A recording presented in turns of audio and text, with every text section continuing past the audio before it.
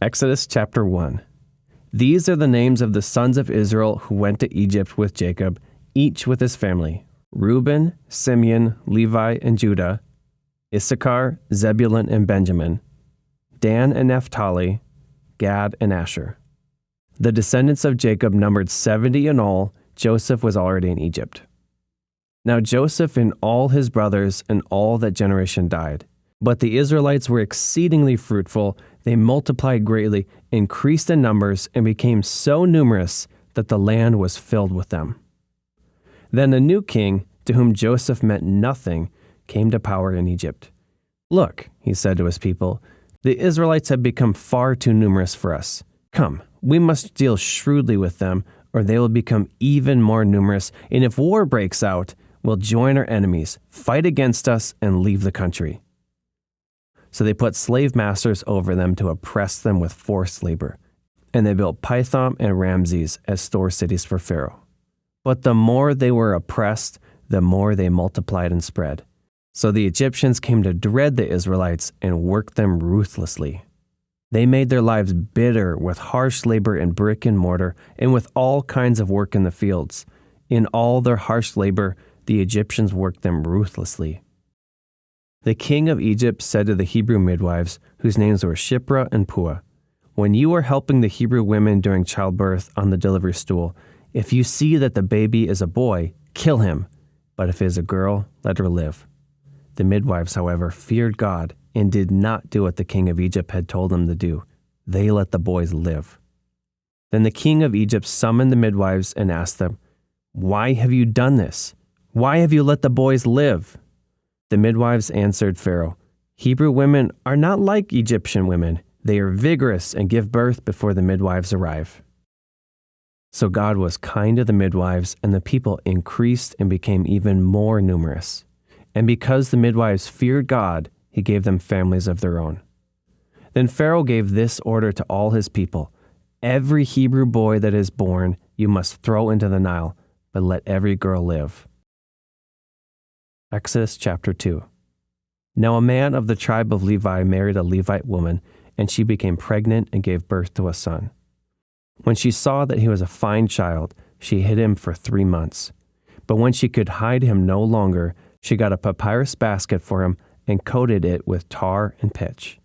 Then she placed the child in it and put it among the reeds along the bank of the Nile. His sister stood at a distance to see what would happen to him. Then Pharaoh's daughter went down to the Nile to bathe, and her attendants were walking along the riverbank. She saw the basket among the reeds and sent her female slave to get it. She opened it and saw the baby. He was crying, and she felt sorry for him. "This is one of the Hebrew babies," she said. Then his sister asked Pharaoh's daughter, "Shall I go and get one of the Hebrew women to nurse the baby for you?" "Yes, go," she answered. So the girl went and got the baby's mother. Pharaoh's daughter said to her, "Take this baby and nurse him for me, and I will pay you." So the woman took the baby and nursed him. When the child grew older, she took him to Pharaoh's daughter, and he became her son. She named him Moses, saying, "I drew him out of the water." One day, after Moses had grown up, he went out to where his own people were and watched them at their hard labor. He saw an Egyptian beating a Hebrew, one of his own people. Looking this way and that and seeing no one, he killed the Egyptian and hid him in the sand. The next day he went out and saw 2 Hebrews fighting. He asked the one in the wrong, "Why are you hitting your fellow Hebrew?" The man said, "Who made you ruler and judge over us? Are you thinking of killing me as you killed the Egyptian?" Then Moses was afraid and thought, "What I did must have become known." When Pharaoh heard of this, he tried to kill Moses, but Moses fled from Pharaoh and went to live in Midian, where he sat down by a well. Now a priest of Midian had 7 daughters, and they came to draw water and fill the troughs to water their father's flock. Some shepherds came along and drove them away, but Moses got up and came to their rescue and watered their flock. When the girls returned to Reuel, their father, he asked them, "Why have you returned so early today?" They answered, "An Egyptian rescued us from the shepherds. He even drew water for us and watered the flock." "And where is he?" Reuel asked his daughters. "Why did you leave him? Invite him to have something to eat." Moses agreed to stay with the man, who gave his daughter Zipporah to Moses in marriage. Zipporah gave birth to a son, and Moses named him Gershom, saying, I have become a foreigner in a foreign land. During that long period, the king of Egypt died. The Israelites groaned in their slavery and cried out, and their cry for help because of their slavery went up to God. God heard their groaning, and he remembered his covenant with Abraham, with Isaac, and with Jacob. So God looked on the Israelites and was concerned about them. Exodus chapter 3. Now Moses was tending the flock of Jethro his father-in-law, the priest of Midian, and he led the flock to the far side of the wilderness and came to Horeb, the mountain of God. There the angel of the Lord appeared to him in flames of fire from within a bush. Moses saw that though the bush was on fire, it did not burn up. So Moses thought, I will go over and see this strange sight, why the bush does not burn up. When the Lord saw that he had gone over to look, God called to him from within the bush, Moses, Moses! And Moses said, Here I am. Do not come any closer, God said. Take off your sandals, for the place where you are standing is holy ground. Then he said, I am the God of your father, the God of Abraham, the God of Isaac, and the God of Jacob. At this, Moses hid his face because he was afraid to look at God. The Lord said, I have indeed seen the misery of my people in Egypt. I have heard them crying out because of their slave drivers, and I am concerned about their suffering. So I have come down to rescue them from the hand of the Egyptians and to bring them up out of that land into a good and spacious land, a land flowing with milk and honey, the home of the Canaanites, Hittites, Amorites, Perizzites, Hivites, and Jebusites. And now the cry of the Israelites has reached me, and I have seen the way the Egyptians are oppressing them. So now go. I am sending you to Pharaoh to bring my people, the Israelites, out of Egypt. But Moses said to God, Who am I that I should go to Pharaoh and bring the Israelites out of Egypt? And God said, I will be with you, and this will be the sign to you that it is I who have sent you. When you have brought the people out of Egypt, you will worship God on this mountain. Moses said to God, Suppose I go to the Israelites and say to them, The God of your fathers has sent me to you, and they ask me, What is his name? Then what shall I tell them? God said to Moses, I am who I am. This is what you're to say to the Israelites. I am has sent me to you. God also said to Moses, Say to the Israelites, The Lord, the God of your fathers, the God of Abraham, the God of Isaac, and the God of Jacob has sent me to you. This is my name forever, the name you shall call me from generation to generation. Go, assemble the elders of Israel and say to them, The Lord, the God of your fathers, the God of Abraham, Isaac, and Jacob, appeared to me and said, I have watched over you and have seen what has been done to you in Egypt. And I have promised to bring you up out of your misery in Egypt into the land of the Canaanites, Hittites, Amorites, Perizzites, Hivites, and Jebusites, a land flowing with milk and honey. The elders of Israel will listen to you. Then you and the elders are to go to the king of Egypt and say to him, The Lord, the God of the Hebrews, has met with us. Let us take a 3-day journey into the wilderness to offer sacrifices to the Lord our God. But I know that the king of Egypt will not let you go unless a mighty hand compels him. So I will stretch out my hand and strike the Egyptians with all the wonders that I will perform among them. After that, he will let you go. And I will make the Egyptians favorably disposed toward this people, so that when you leave, you will not go empty-handed. Every woman is to ask her neighbor and any woman living in her house for articles of silver and gold and for clothing, which you will put on your sons and daughters, and so you will plunder the Egyptians. Exodus chapter 4. Moses answered, What if they do not believe me or listen to me and say, The Lord did not appear to you? Then the Lord said to him, What is that in your hand? A staff, he replied. The Lord said, Throw it on the ground. Moses threw it on the ground, and it became a snake, and he ran from it. Then the Lord said to him, Reach out your hand and take it by the tail." So Moses reached out and took hold of the snake, and it turned back into a staff in his hand. "This," said the Lord, "is so that they may believe that the Lord, the God of their fathers, the God of Abraham, the God of Isaac, and the God of Jacob, has appeared to you." Then the Lord said, "Put your hand inside your cloak." So Moses put his hand into his cloak, and when he took it out, the skin was leprous. It had become as white as snow.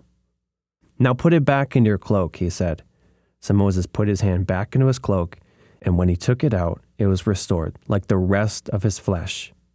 Then the Lord said, "If they do not believe you or pay attention to the first sign, they may believe the second. But if they do not believe these two signs or listen to you, take some water from the Nile and pour it on the dry ground. The water you take from the river will become blood on the ground." Moses said to the Lord, "Pardon your servant, Lord. I have never been eloquent, neither in the past nor since you have spoken to your servant. I am slow of speech and tongue." The Lord said to him, "Who gave human beings their mouths? Who makes them deaf or mute? Who gives them sight or makes them blind? Is it not I, the Lord? Now go, I will help you speak and will teach you what to say." But Moses said, "Pardon your servant, Lord. Please send someone else." Then the Lord's anger burned against Moses, and he said, "What about your brother, Aaron the Levite? I know he can speak well. He is already on his way to meet you, and he will be glad to see you. You shall speak to him and put words in his mouth. I will help both of you speak and will teach you what to do. He will speak to the people for you, and it will be as if he were your mouth, and as if you were God to him. But take this staff in your hand so you can perform the signs with it." Then Moses went back to Jethro, his father-in-law, and said to him, "Let me return to my own people in Egypt to see if any of them are still alive." Jethro said, "Go, and I wish you well." Now the Lord had said to Moses and Midian, "Go back to Egypt, for all those who wanted to kill you are dead." So Moses took his wife and sons, put them on a donkey, and started back to Egypt. And he took the staff of God in his hand.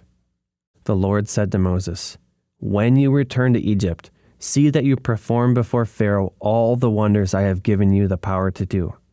But I will harden his heart so that he will not let the people go. Then say to Pharaoh, 'This is what the Lord says, Israel is my firstborn son. And I told you, let my son go so he may worship me. But you refuse to let him go, so I will kill your firstborn son.'" At a lodging place on the way, the Lord met Moses and was about to kill him. But Zipporah took a flint knife, cut off her son's foreskin, and touched Moses' feet with it. "Surely you are a bridegroom of blood to me," she said. So the Lord let him alone. At that time she said, "bridegroom of blood," referring to circumcision. The Lord said to Aaron, "Go into the wilderness to meet Moses." So he met Moses at the mountain of God and kissed him. Then Moses told Aaron everything the Lord had sent him to say, and also about the signs he had commanded him to perform. Moses and Aaron brought together all the elders of the Israelites, and Aaron told them everything the Lord had said to Moses. He also performed the signs before the people, and they believed. And when they heard that the Lord was concerned about them and had seen their misery, they bowed down and worshipped. Exodus chapter 5. Afterward, Moses and Aaron went to Pharaoh and said, "This is what the Lord, the God of Israel, says. Let my people go, so that they may hold a festival to me in the wilderness." Pharaoh said, "Who is the Lord, that I should obey him and let Israel go? I do not know the Lord, and I will not let Israel go." Then they said, "The God of the Hebrews has met with us. Now let us take a 3-day journey into the wilderness to offer sacrifices to the Lord our God, or he may strike us with plagues or with the sword." But the king of Egypt said, "Moses and Aaron, why are you taking the people away from their labor? Get back to work." Then Pharaoh said, "Look, the people of the land are now numerous, and you are stopping them from working." That same day, Pharaoh gave this order to the slave drivers and overseers in charge of the people: You are no longer to supply the people with straw for making bricks. Let them go and gather their own straw. But require them to make the same number of bricks as before. Don't reduce the quota. They are lazy. That is why they are crying out, "Let us go and sacrifice to our God." Make the work harder for the people so they may keep working and pay no attention to lies. Then the slave drivers and the overseers went out and said to the people, "This is what Pharaoh says. I will not give you any more straw. Go and get your own straw wherever you can find it, but your work will not be reduced at all." So the people scattered all over Egypt to gather stubble to use for straw. The slave drivers kept pressing them, saying, "Complete the work required of you for each day, just as when you had straw." And Pharaoh's slave drivers beat the Israelite overseers they had appointed, demanding, "Why haven't you met your quota of bricks yesterday or today, as before?" Then the Israelite overseers went and appealed to Pharaoh. "Why have you treated your servants this way? Your servants are given no straw, yet we are told, 'Make bricks.' Your servants are being beaten, but the fault is with your own people." Pharaoh said, "Lazy. That's what you are, lazy. That is why you keep saying, 'Let us go and sacrifice to the Lord.' Now get to work. You will not be given any straw, yet you must produce your full quota of bricks." The Israelite overseers realized they were in trouble when they were told, "You are not to reduce the number of bricks required of you for each day." When they left Pharaoh, they found Moses and Aaron waiting to meet them, and they said, "May the Lord look on you and judge you. You have made us obnoxious to Pharaoh and his officials, and have put a sword in their hand to kill us." Moses returned to the Lord and said, "Why, Lord? Why have you brought trouble on this people? Is this why you sent me? Ever since I went to Pharaoh to speak in your name, he has brought trouble on this people, and you have not rescued your people at all." Exodus chapter 6. Then the Lord said to Moses, "Now you will see what I will do to Pharaoh. Because of my mighty hand, he will let them go. Because of my mighty hand, he will drive them out of his country." God also said to Moses, "I am the Lord. I appeared to Abraham, to Isaac, and to Jacob as God Almighty. But by my name, the Lord, I did not make myself fully known to them. I also established my covenant with them to give them the land of Canaan, where they resided as foreigners. Moreover, I have heard the groaning of the Israelites, whom the Egyptians are enslaving, and I have remembered my covenant. Therefore, say to the Israelites, 'I am the Lord, and I will bring you out from under the yoke of the Egyptians. I will free you from being slaves to them, and I will redeem you with an outstretched arm and with mighty acts of judgment. I will take you as my own people, and I will be your God. Then you will know that I am the Lord your God, who brought you out from under the yoke of the Egyptians. And I will bring you to the land I swore with uplifted hand to give to Abraham, to Isaac, and to Jacob. I will give it to you as a possession. I am the Lord." Moses reported this to the Israelites, but they did not listen to him because of their discouragement and harsh labor. Then the Lord said to Moses, "Go, tell Pharaoh, king of Egypt, to let the Israelites go out of his country." But Moses said to the Lord, "If the Israelites will not listen to me, why would Pharaoh listen to me, since I speak with faltering lips?" Now the Lord spoke to Moses and Aaron about the Israelites and Pharaoh, king of Egypt, and he commanded them to bring the Israelites out of Egypt. These were the heads of their families. The sons of Reuben, the firstborn, son of Israel, were Hanok and Palu, Hezron and Carmi. These were the clans of Reuben.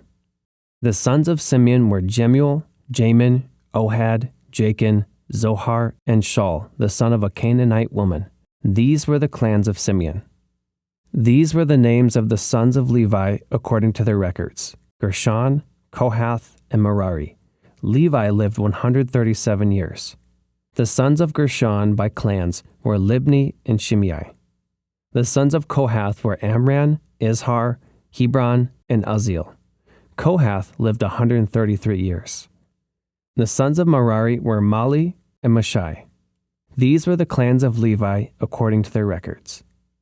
Amram married his father's sister Jochebed, who bore him Aaron and Moses. Amram lived 137 years. The sons of Izhar were Korah, Nepheg, and Zikri. The sons of Uzziel were Mishael, Elzaphan, and Sithri. Aaron married Elisheba, daughter of Amminadab and sister of Nahshon, and she bore him Nadab and Abihu, Eleazar, and Ithamar. The sons of Korah were Asir, Elkanah, and Abiasaph. These were the Korahite clans. Eleazar, son of Aaron, married one of the daughters of Putiel, and she bore him Phinehas. These were the heads of the Levite families, clan by clan. It was this Aaron and Moses to whom the Lord said, "Bring the Israelites out of Egypt by their divisions." They were the ones who spoke to Pharaoh, king of Egypt, about bringing the Israelites out of Egypt. This same Moses and Aaron. Now when the Lord spoke to Moses in Egypt, he said to him, "I am the Lord. Tell Pharaoh, king of Egypt, everything I tell you." But Moses said to the Lord, "Since I speak with faltering lips, why would Pharaoh listen to me?" Exodus chapter 7. Then the Lord said to Moses, "See, I have made you like God to Pharaoh, and your brother Aaron will be your prophet. You are to say everything I command you, and your brother Aaron is to tell Pharaoh to let the Israelites go out of his country. But I will harden Pharaoh's heart, and though I multiply my signs and wonders in Egypt, he will not listen to you.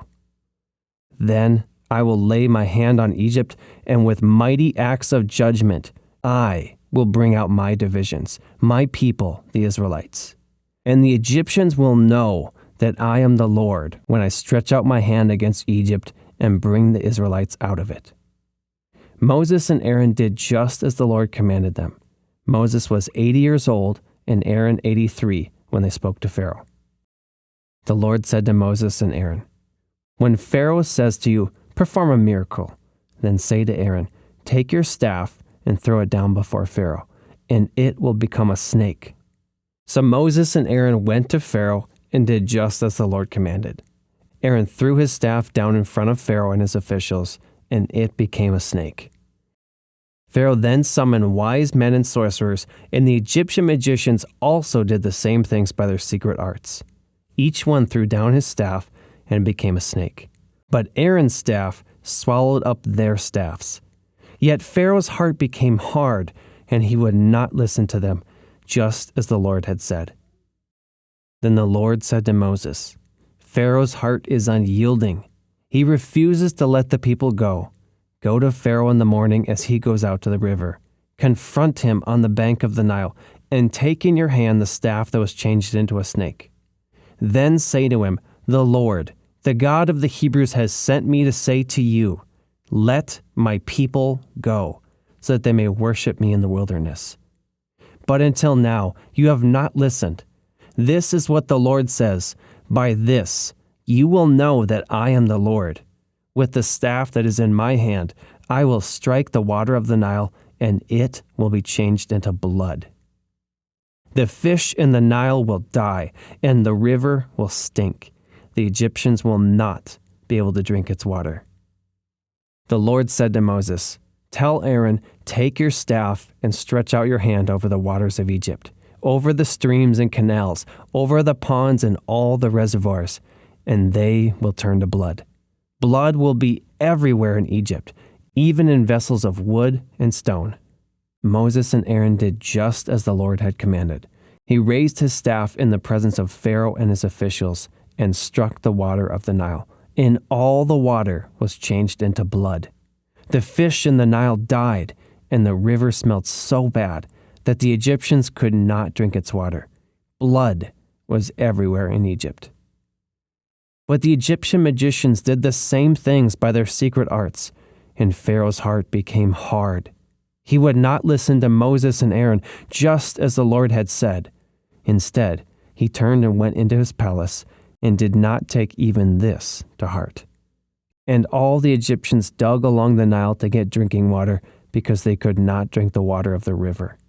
7 days passed after the Lord struck the Nile. Exodus chapter 8. Then the Lord said to Moses, "Go to Pharaoh and say to him, 'This is what the Lord says. Let my people go, so that they may worship me. If you refuse to let them go, I will send a plague of frogs on your whole country. The Nile will teem with frogs. They will come up into your palace, and your bedroom, and onto your bed, into the houses of your officials, and on your people, and into your ovens and kneading troughs. The frogs will come up on you and your people and all your officials.'" Then the Lord said to Moses, "Tell Aaron, stretch out your hand with your staff over the streams and canals and ponds, and make frogs come up on the land of Egypt." So Aaron stretched out his hand over the waters of Egypt, and the frogs came up and covered the land. But the magicians did the same things by their secret arts. They also made frogs come up on the land of Egypt. Pharaoh summoned Moses and Aaron and said, "Pray to the Lord to take the frogs away from me and my people, and I will let your people go and offer sacrifices to the Lord." Moses said to Pharaoh, "I leave to you the honor of setting the time for me to pray for you and your officials and your people, that you and your houses may be rid of the frogs, except for those that remain in the Nile." "Tomorrow," Pharaoh said. Moses replied, "It will be as you say, so that you may know there is no one like the Lord our God. The frogs will leave you and your houses, your officials and your people. They will remain only in the Nile." After Moses and Aaron left Pharaoh, Moses cried out to the Lord about the frogs he had brought on Pharaoh. And the Lord did what Moses asked. The frogs died in the houses, in the courtyards, and in the fields. They were piled into heaps, and the land reeked of them.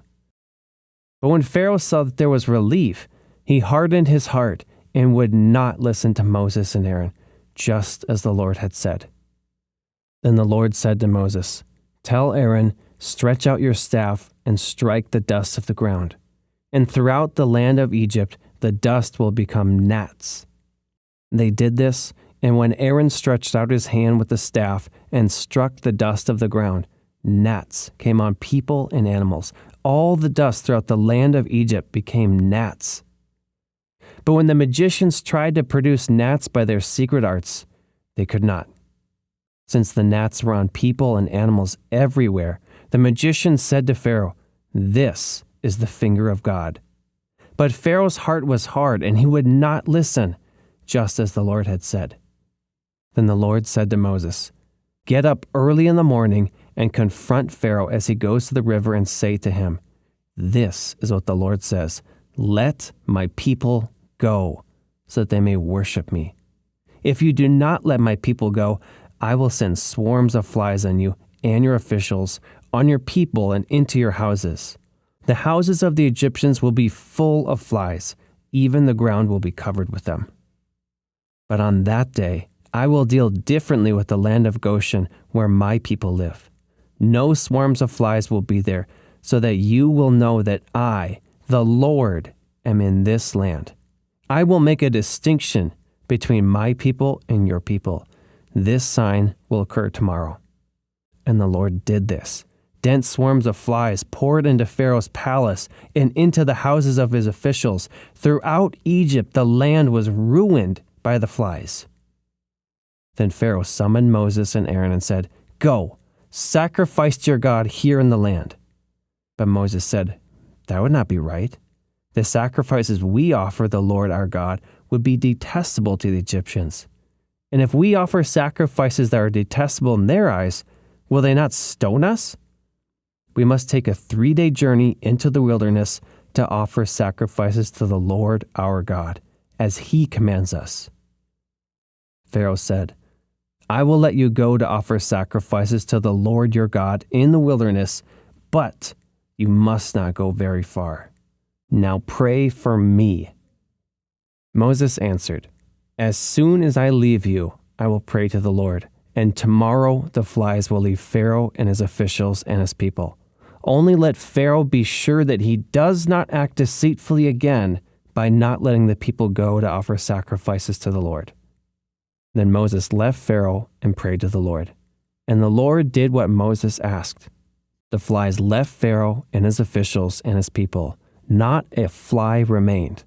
But this time also, Pharaoh hardened his heart and would not let the people go. Exodus chapter 9.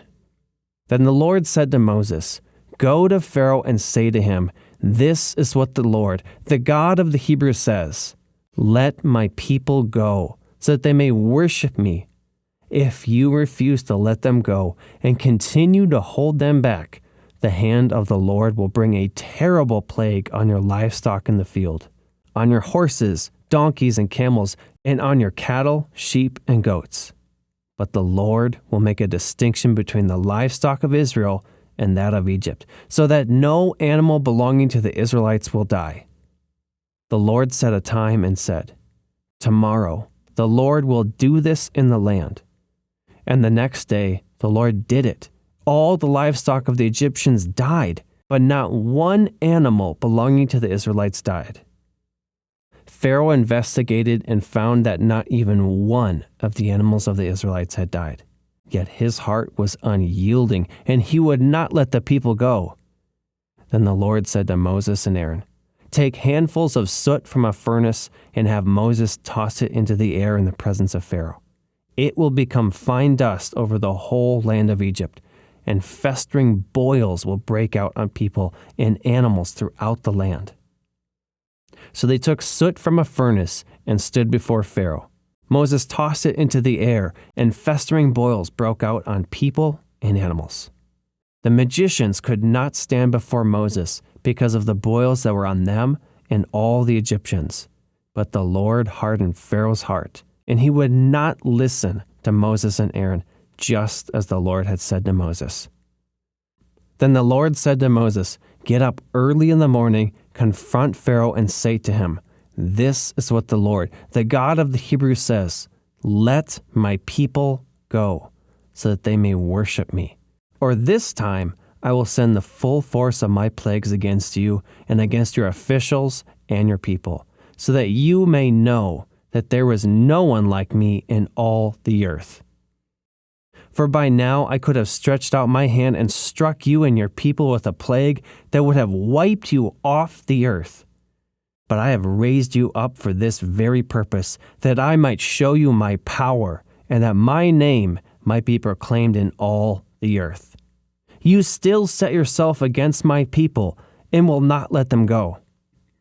Therefore at this time tomorrow I will send the worst hailstorm that has ever fallen on Egypt, from the day it was founded till now.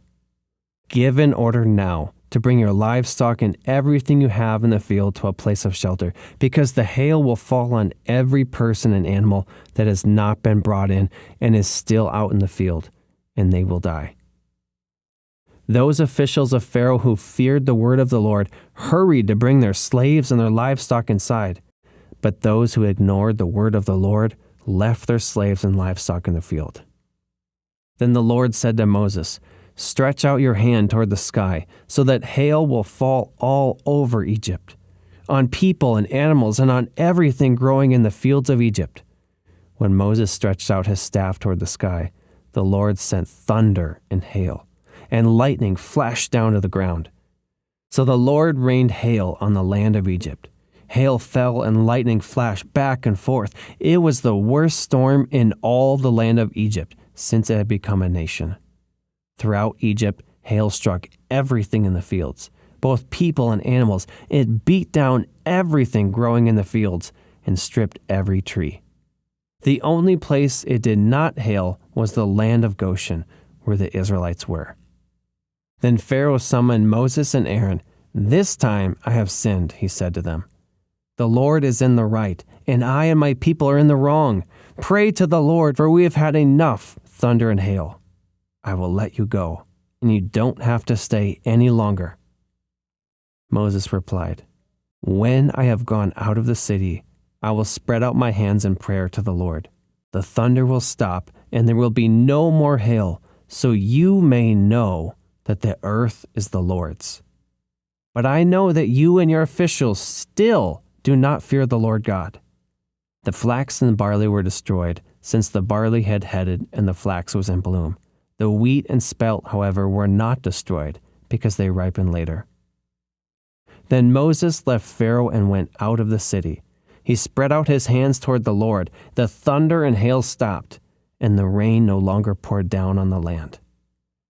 When Pharaoh saw that the rain and hail and thunder had stopped, he sinned again. He and his officials hardened their hearts. So Pharaoh's heart was hard, and he would not let the Israelites go, just as the Lord had said through Moses. Exodus chapter 10.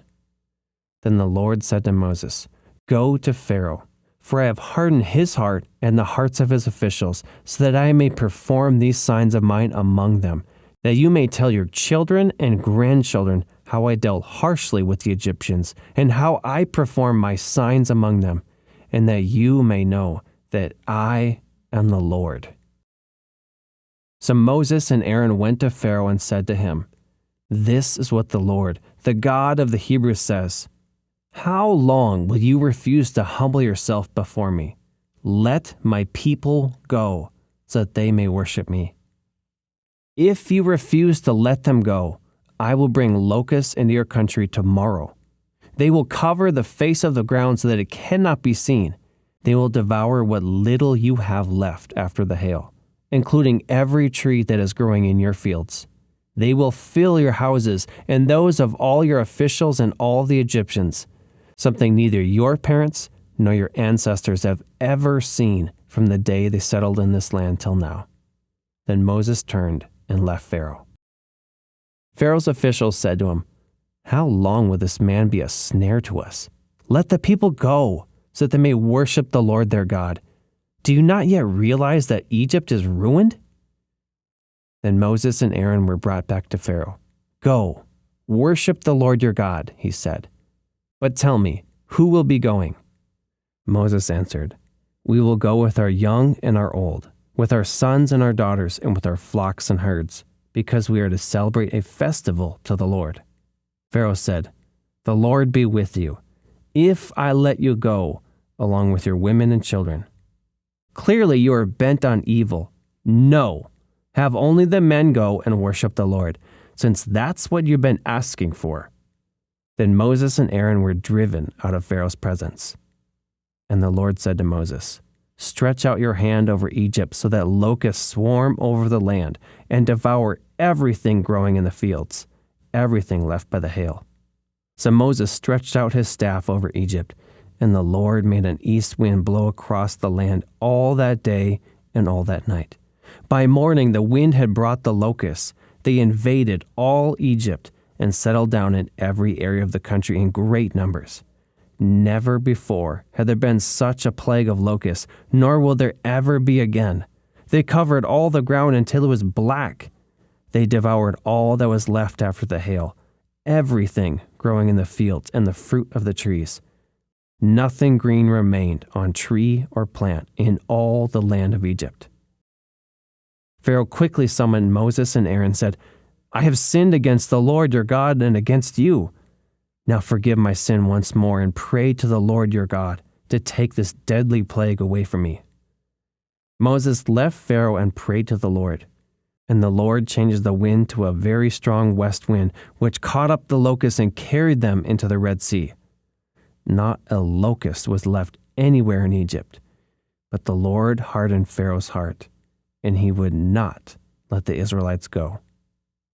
Then the Lord said to Moses, "Stretch out your hand toward the sky so that darkness spreads over Egypt, darkness that can be felt."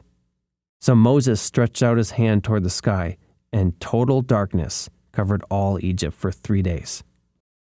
No one could see anyone else or move about for 3 days, yet all the Israelites had light in the places where they lived.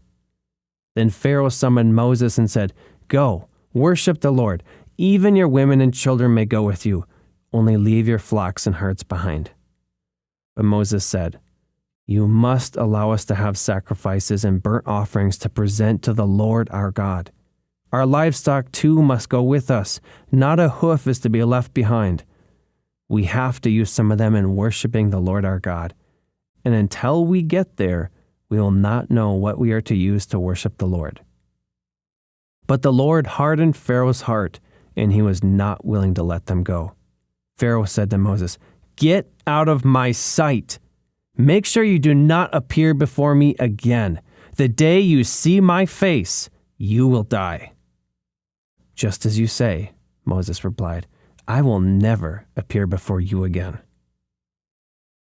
Exodus chapter 11. Now the Lord said to Moses, "I will bring one more plague on Pharaoh and on Egypt.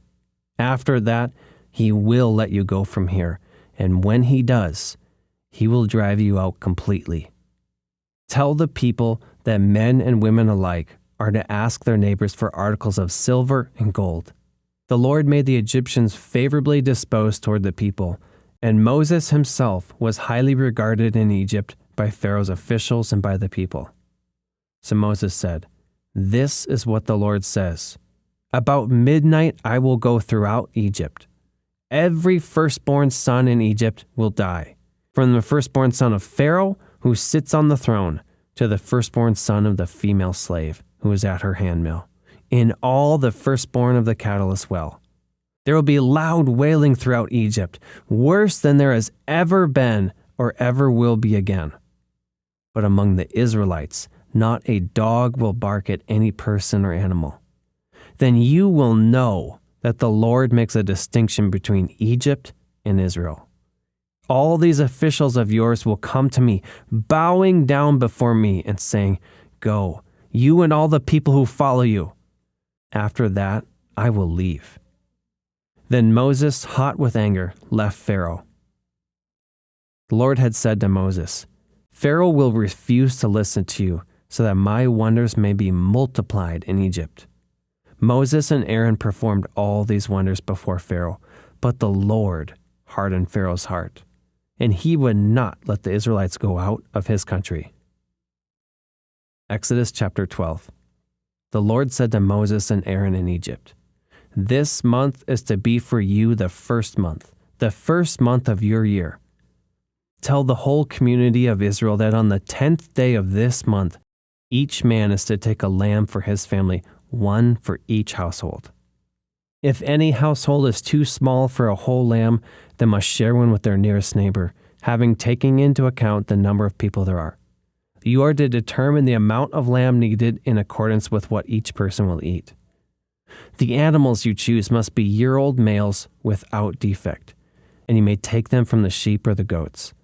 Take care of them until the 14th day of the month, when all the members of the community of Israel must slaughter them at twilight. Then they are to take some of the blood and put it on the sides and tops of the doorframes of the houses where they eat the lambs. That same night they are to eat the meat roasted over the fire, along with bitter herbs and bread made without yeast. Do not eat the meat raw or boiled in water, but roasted over a fire, with the head, legs, and internal organs. Do not leave any of it till morning. If some is left till morning, you must burn it. This is how you are to eat it, with your cloak tucked into your belt, your sandals on your feet, and your staff in your hand. Eat it in haste. It is the Lord's Passover. On that same night, I will pass through Egypt and strike down every firstborn of both people and animals, and I will bring judgment on all the gods of Egypt. I am the Lord. The blood will be a sign for you on the houses where you are, and when I see the blood, I will pass over you. No destructive plague will touch you when I strike Egypt. This is a day you are to commemorate. For the generations to come, you shall celebrate it as a festival to the Lord, a lasting ordinance. For 7 days you are to eat bread made without yeast. On the first day, remove the yeast from your houses, for whoever eats anything with yeast in it from the first day through the 7th must be cut off from Israel. On the first day, hold a sacred assembly, and another one on the 7th day. Do no work at all on these days, except to prepare food for everyone to eat. That is all you may do. Celebrate the festival of unleavened bread, because it was on this very day that I brought your divisions out of Egypt. Celebrate this day as a lasting ordinance for the generations to come. In the first month you are to eat bread made without yeast, from the evening of the 14th day until the evening of the 21st day. For 7 days no yeast is to be found in your houses. And anyone, whether foreigner or native born, who eats anything with yeast in it must be cut off from the community of Israel. Eat nothing made with yeast. Wherever you live, you must eat unleavened bread. Then Moses summoned all the elders of Israel and said to them, "Go at once and select the animals for your families and slaughter the Passover lamb. Take a bunch of hyssop, dip it in the blood in the basin, and put some of the blood on the top and on both sides of the doorframe. None of you shall go out of the door of your house until morning. When the Lord goes through the land to strike down the Egyptians, he will see the blood on the top and sides of the doorframe and will pass over that doorway, and he will not permit the destroyer to enter your houses and strike you down. Obey these instructions as a lasting ordinance for you and your descendants. When you enter the land the Lord will give you, as he promised, observe this ceremony. And when your children ask you, 'What does this ceremony mean to you?' then tell them, 'It is the Passover sacrifice to the Lord, who passed over the houses of the Israelites in Egypt and spared our homes when he struck down the Egyptians.' Then the people bowed down and worshipped. The Israelites did just what the Lord commanded Moses and Aaron. At midnight, the Lord struck down all the firstborn in Egypt, from firstborn of Pharaoh, who sat on the throne, to the firstborn of the prisoner who was in the dungeon, and the firstborn of all the livestock as well. Pharaoh and all his officials and all the Egyptians got up during the night, and there was a loud wailing in Egypt, for there was not a house without someone dead. During the night, Pharaoh summoned Moses and Aaron and said, 'Up, leave my people, you and the Israelites. Go, worship the Lord as you have requested. Take your flocks and herds as you have said, and go, and also bless me.' The Egyptians urged the people to hurry and leave the country, for otherwise, they said, 'We will all die.' So the people took their dough before the yeast was added and carried it on their shoulders and kneading troughs, wrapped in clothing. The Israelites did as Moses instructed and asked the Egyptians for articles of silver and gold and for clothing. The Lord had made the Egyptians favorably disposed toward the people, and they gave them what they asked for, so they plundered the Egyptians. The Israelites journeyed from Ramses to Succoth. There were about 600,000 men on foot, besides women and children. Many other people went up with them, and also large droves of livestock, both flocks and herds. With the dough the Israelites had brought from Egypt, they baked loaves of unleavened bread. The dough was without yeast because they had been driven out of Egypt and did not have time to prepare food for themselves. Now the length of time the Israelite people lived in Egypt was 430 years. At the end of the 430 years, to the very day, all the Lord's divisions left Egypt. Because the Lord kept vigil that night to bring them out of Egypt, on this night, all the Israelites are to keep vigil to honor the Lord for the generations to come. The Lord said to Moses and Aaron, "These are the regulations for the Passover meal. No foreigner may eat it. Any slave you have bought may eat it after you have circumcised him, but a temporary resident or a hired worker may not eat it. It must be eaten inside the house. Take none of the meat outside the house. Do not break any of the bones. The whole community of Israel must celebrate it. A foreigner residing among you who wants to celebrate the Lord's Passover must have all the males in his household circumcised. Then he may take part like one born in the land. No uncircumcised male may eat it. The same law applies both to the native born and to the foreigner residing among you." All the Israelites did just what the Lord had commanded Moses and Aaron, and on that very day, the Lord brought the Israelites out of Egypt by their divisions. Exodus chapter 13. The Lord said to Moses, "Consecrate to me every firstborn male. The first offspring of every womb among the Israelites belongs to me, whether human or animal." Then Moses said to the people, "Commemorate this day, the day you came out of Egypt, out of the land of slavery, because the Lord brought you out of it with a mighty hand. Eat nothing containing yeast. Today, in the month of Aviv, you are leaving. When the Lord brings you into the land of the Canaanites, Hittites, Amorites, Hivites, and Jebusites, the land he swore to your ancestors to give you, a land flowing with milk and honey, you are to observe this ceremony in this month. For 7 days eat bread made without yeast, and on the seventh day hold a festival to the Lord. Eat unleavened bread during those 7 days. Nothing with yeast in it is to be seen among you, nor shall any yeast be seen anywhere within your borders. On that day tell your son, I do this because of what the Lord did for me when I came out of Egypt.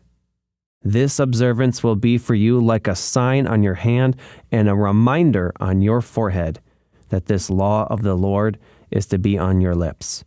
For the Lord brought you out of Egypt with his mighty hand. You must keep this ordinance at the appointed time, year after year. After the Lord brings you into the land of the Canaanites and gives it to you, as he promised an oath to you and your ancestors, you are to give over to the Lord the first offspring of every womb. All the firstborn males of your livestock belong to the Lord. Redeem with a lamb every firstborn donkey, but if you do not redeem it, break its neck. Redeem every firstborn among your sons. In days to come, when your son asks you, what does this mean? Say to him, with a mighty hand, the Lord brought us out of Egypt, out of the land of slavery. When Pharaoh stubbornly refused to let us go, the Lord killed the firstborn of both people and animals in Egypt. This is why I sacrifice to the Lord the first male offspring of every womb and redeem each of my firstborn sons. And it will be like a sign on your hand and a symbol on your forehead that the Lord brought us out of Egypt with his mighty hand. When Pharaoh let the people go, God did not lead them on the road through the Philistine country, though that was shorter. For God said, if they face war, they might change their minds and return to Egypt. So God led the people around by the desert road toward the Red Sea. The Israelites went up out of Egypt, ready for battle. Moses took the bones of Joseph with him because Joseph had made the Israelites swear an oath. He had said, God will surely come to your aid, and then you must carry my bones up with you from this place. After leaving Succoth, they camped at Etham on the edge of the desert. By day, the Lord went ahead of them in a pillar of cloud to guide them on their way, and by night in a pillar of fire to give them light, so that they could travel by day or night. Neither the pillar of cloud by day nor the pillar of fire by night left its place in front of the people. Exodus chapter 14. Then the Lord said to Moses, tell the Israelites to turn back and encamp near Pi-Hahiroth, between Migdol and the sea. They are to encamp by the sea, directly opposite Baal-Zephon. Pharaoh will think the Israelites are wandering around the land in confusion, hemmed in by the desert. And I will harden Pharaoh's heart, and he will pursue them. But I will gain glory for myself through Pharaoh and all his army. And the Egyptians will know that I am the Lord. So the Israelites did this. When the king of Egypt was told that the people had fled, Pharaoh and his officials changed their minds about them and said, what have we done? We have let the Israelites go and have lost their services. So he and his chariot made ready and took his army with him. He took 600 of the best chariots, along with the other chariots of Egypt, with officers over all of them. The Lord hardened the heart of Pharaoh, king of Egypt, so that he pursued the Israelites who were marching out boldly. The Egyptians, all Pharaoh's horses and chariots, horsemen and troops, pursued the Israelites and overtook them as they camped by the sea near Pi-hahiroth, opposite Baal-zephon. As Pharaoh approached, the Israelites looked up, and there were the Egyptians marching after them. They were terrified and cried out to the Lord. They said to Moses, "Was it because there were no graves in Egypt that you brought us to the desert to die? What have you done to us by bringing us out of Egypt? Didn't we say to you in Egypt, 'Leave us alone, let us serve the Egyptians'? It would have been better for us to serve the Egyptians than to die in the desert." Moses answered the people, "Do not be afraid. Stand firm, and you will see the deliverance the Lord will bring you today. The Egyptians you see today, you will never see again. The Lord will fight for you. You need only to be still." Then the Lord said to Moses, "Why are you crying out to me? Tell the Israelites to move on. Raise your staff and stretch out your hand over the sea, to divide the water so that the Israelites can go through the sea on dry ground. I will harden the hearts of the Egyptians, so that they will go in after them, and I will gain glory through Pharaoh and all his army, through his chariots and his horsemen. The Egyptians will know that I am the Lord when I gain glory through Pharaoh, his chariots, and his horsemen." Then the angel of God, who had been traveling in front of Israel's army, withdrew and went behind them. The pillar of cloud also moved in front and stood behind them, coming between the armies of Egypt and Israel. Throughout the night, the cloud brought darkness to one side and light to the other side, so neither went near the other all night long. Then Moses stretched out his hand over the sea, and all that night the Lord drove the sea back with a strong east wind and turned it into dry land. The waters were divided, and the Israelites went through the sea on dry ground, with a wall of water on their right and on their left. The Egyptians pursued them, and all Pharaoh's horses and chariots and horsemen followed them into the sea. During the last watch of the night, the Lord looked down from the pillar of fire and cloud at the Egyptian army and threw it into confusion. He jammed the wheels of their chariots so that they had difficulty driving, and the Egyptians said, "Let's get away from the Israelites. The Lord is fighting for them against Egypt." Then the Lord said to Moses, "Stretch out your hand over the sea, so that the waters may flow back over the Egyptians and their chariots and the horsemen." Moses stretched out his hand over the sea, and at daybreak the sea went back to its place. The Egyptians were fleeing toward it, and the Lord swept them into the sea. The water flowed back and covered the chariots and horsemen, the entire army of Pharaoh that had followed the Israelites into the sea. Not one of them survived. But the Israelites went through the sea on dry ground, with a wall of water on their right and on their left. That day, the Lord saved Israel from the hands of the Egyptians, and Israel saw the Egyptians lying dead on the shore. And when the Israelites saw the mighty hand of the Lord displayed against the Egyptians, the people feared the Lord and put their trust in him and in Moses, his servant. Exodus chapter 15. Then Moses and the Israelites sang this song to the Lord. "I will sing to the Lord, for he is highly exalted. Both horse and driver he has hurled into the sea. The Lord is my strength and my defense. He has become my salvation. He is my God, and I will praise him, my father's God, and I will exalt him. The Lord is a warrior. The Lord is his name. Pharaoh's chariots and his army he has hurled into the sea. The best of Pharaoh's officers are drowned in the Red Sea. The deep waters have covered them. They sank to the depths like a stone. Your right hand, Lord, was majestic in power. Your right hand, Lord, shattered the enemy. In the greatness of your majesty, you threw down those who opposed you. You unleashed your burning anger. It consumed them like stubble. By the blast of your nostrils, the waters piled up. The surging waters stood up like a wall. The deep waters congealed in the heart of the sea. The enemy boasted, I will pursue. I will overtake them. I will divide the spoils. I will gorge myself on them.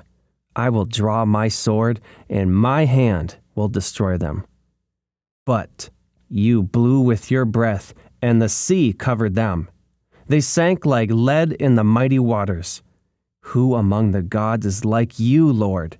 Who is like you, majestic in holiness, awesome in glory, working wonders? You stretch out your right hand, and the earth swallows your enemies. In your unfailing love, you will lead the people you have redeemed. In your strength, you will guide them to your holy dwelling. The nations will hear and tremble. Anguish will grip the people of Philistia. The chiefs of Edom will be terrified. The leaders of Moab will be seized with trembling. The people of Canaan will melt away. Terror and dread will fall on them. By the power of your arm, they will be as still as a stone, until your people pass by, Lord, until the people you bought pass by. You will bring them in and plant them on the mountain of your inheritance. The place, Lord, you made for your dwelling, the sanctuary, Lord, your hands established. The Lord reigns forever and ever. When Pharaoh's horses, chariots, and horsemen went into the sea, the Lord brought the waters of the sea back over them, but the Israelites walked through the sea on dry ground. Then Miriam the prophet, Aaron's sister, took a timbrel in her hand, and all the women followed her, with timbrels and dancing. Miriam sang to them, Sing to the Lord, for he is highly exalted, both horse and driver he has hurled into the sea. Then Moses led Israel from the Red Sea, and they went into the desert of Shur. For 3 days they traveled in the desert without finding water. When they came to Marah, they could not drink its water because it was bitter. That is why the place is called Marah. So the people grumbled against Moses, saying, What are we to drink? Then Moses cried out to the Lord, and the Lord showed him a piece of wood. He threw it into the water, and the water became fit to drink. There the Lord issued a ruling and instruction for them and put them to the test. He said, If you listen carefully to the Lord your God and do what is right in his eyes, if you pay attention to his commands and keep all his decrees, I will not bring on you any of the diseases I brought on the Egyptians, for I am the Lord who heals you. Then they came to Elim, where there were 12 springs and 70 palm trees, and they camped there near the water. Exodus chapter 16. The whole Israelite community set out from Elim and came to the desert of Sin, which is between Elim and Sinai, on the 15th day of the 2nd month after they had come out of Egypt. In the desert, the whole community grumbled against Moses and Aaron. The Israelites said to them, If only we had died by the Lord's hand in Egypt. There we sat around pots of meat and ate all the food we wanted. But you have brought us out into this desert to starve this entire assembly to death. Then the Lord said to Moses, I will rain down bread from heaven for you. The people are to go out each day and gather enough for that day. In this way, I will test them and see whether they will follow my instructions. On the 6th day, they are to prepare what they bring in, and that is to be twice as much as they gather on the other days. So Moses and Aaron said to all the Israelites, In the evening you will know that it was the Lord who brought you out of Egypt, and in the morning you will see the glory of the Lord, because he has heard your grumbling against him. Who are we that you should grumble against us? Moses also said, You will know that it was the Lord when he gives you meat to eat in the evening, and all the bread you want in the morning, because he has heard your grumbling against him. Who are we? You are not grumbling against us, but against the Lord." Then Moses told Aaron, "Say to the entire Israelite community, 'Come before the Lord, for he has heard your grumbling.'" While Aaron was speaking to the whole Israelite community, they looked toward the desert, and there was the glory of the Lord appearing in the cloud. The Lord said to Moses, "I have heard the grumbling of the Israelites. Tell them, at twilight you will eat meat, and in the morning you will be filled with bread. Then you will know that I am the Lord your God." That evening quail came and covered the camp, and in the evening there was a layer of dew around the camp. When the dew was gone, thin flakes like frost on the ground appeared on the desert floor. When the Israelites saw it, they said to each other, "What is it?" For they did not know what it was. Moses said to them, "It is the bread the Lord has given you to eat. This is what the Lord has commanded. Everyone is to gather as much as they need. Take an omer for each person you have in your tent." The Israelites did as they were told. Some gathered much, some little. And when they measured it by the omer, the one who gathered much did not have too much, and the one who gathered little did not have too little. Everyone had gathered just as much as they needed. Then Moses said to them, "No one is to keep any of it until morning." However, some of them paid no attention to Moses. They kept part of it until morning, but it was full of maggots and began to smell. So Moses was angry with them. Each morning, everyone gathered as much as they needed, and when the sun grew hot, it melted away.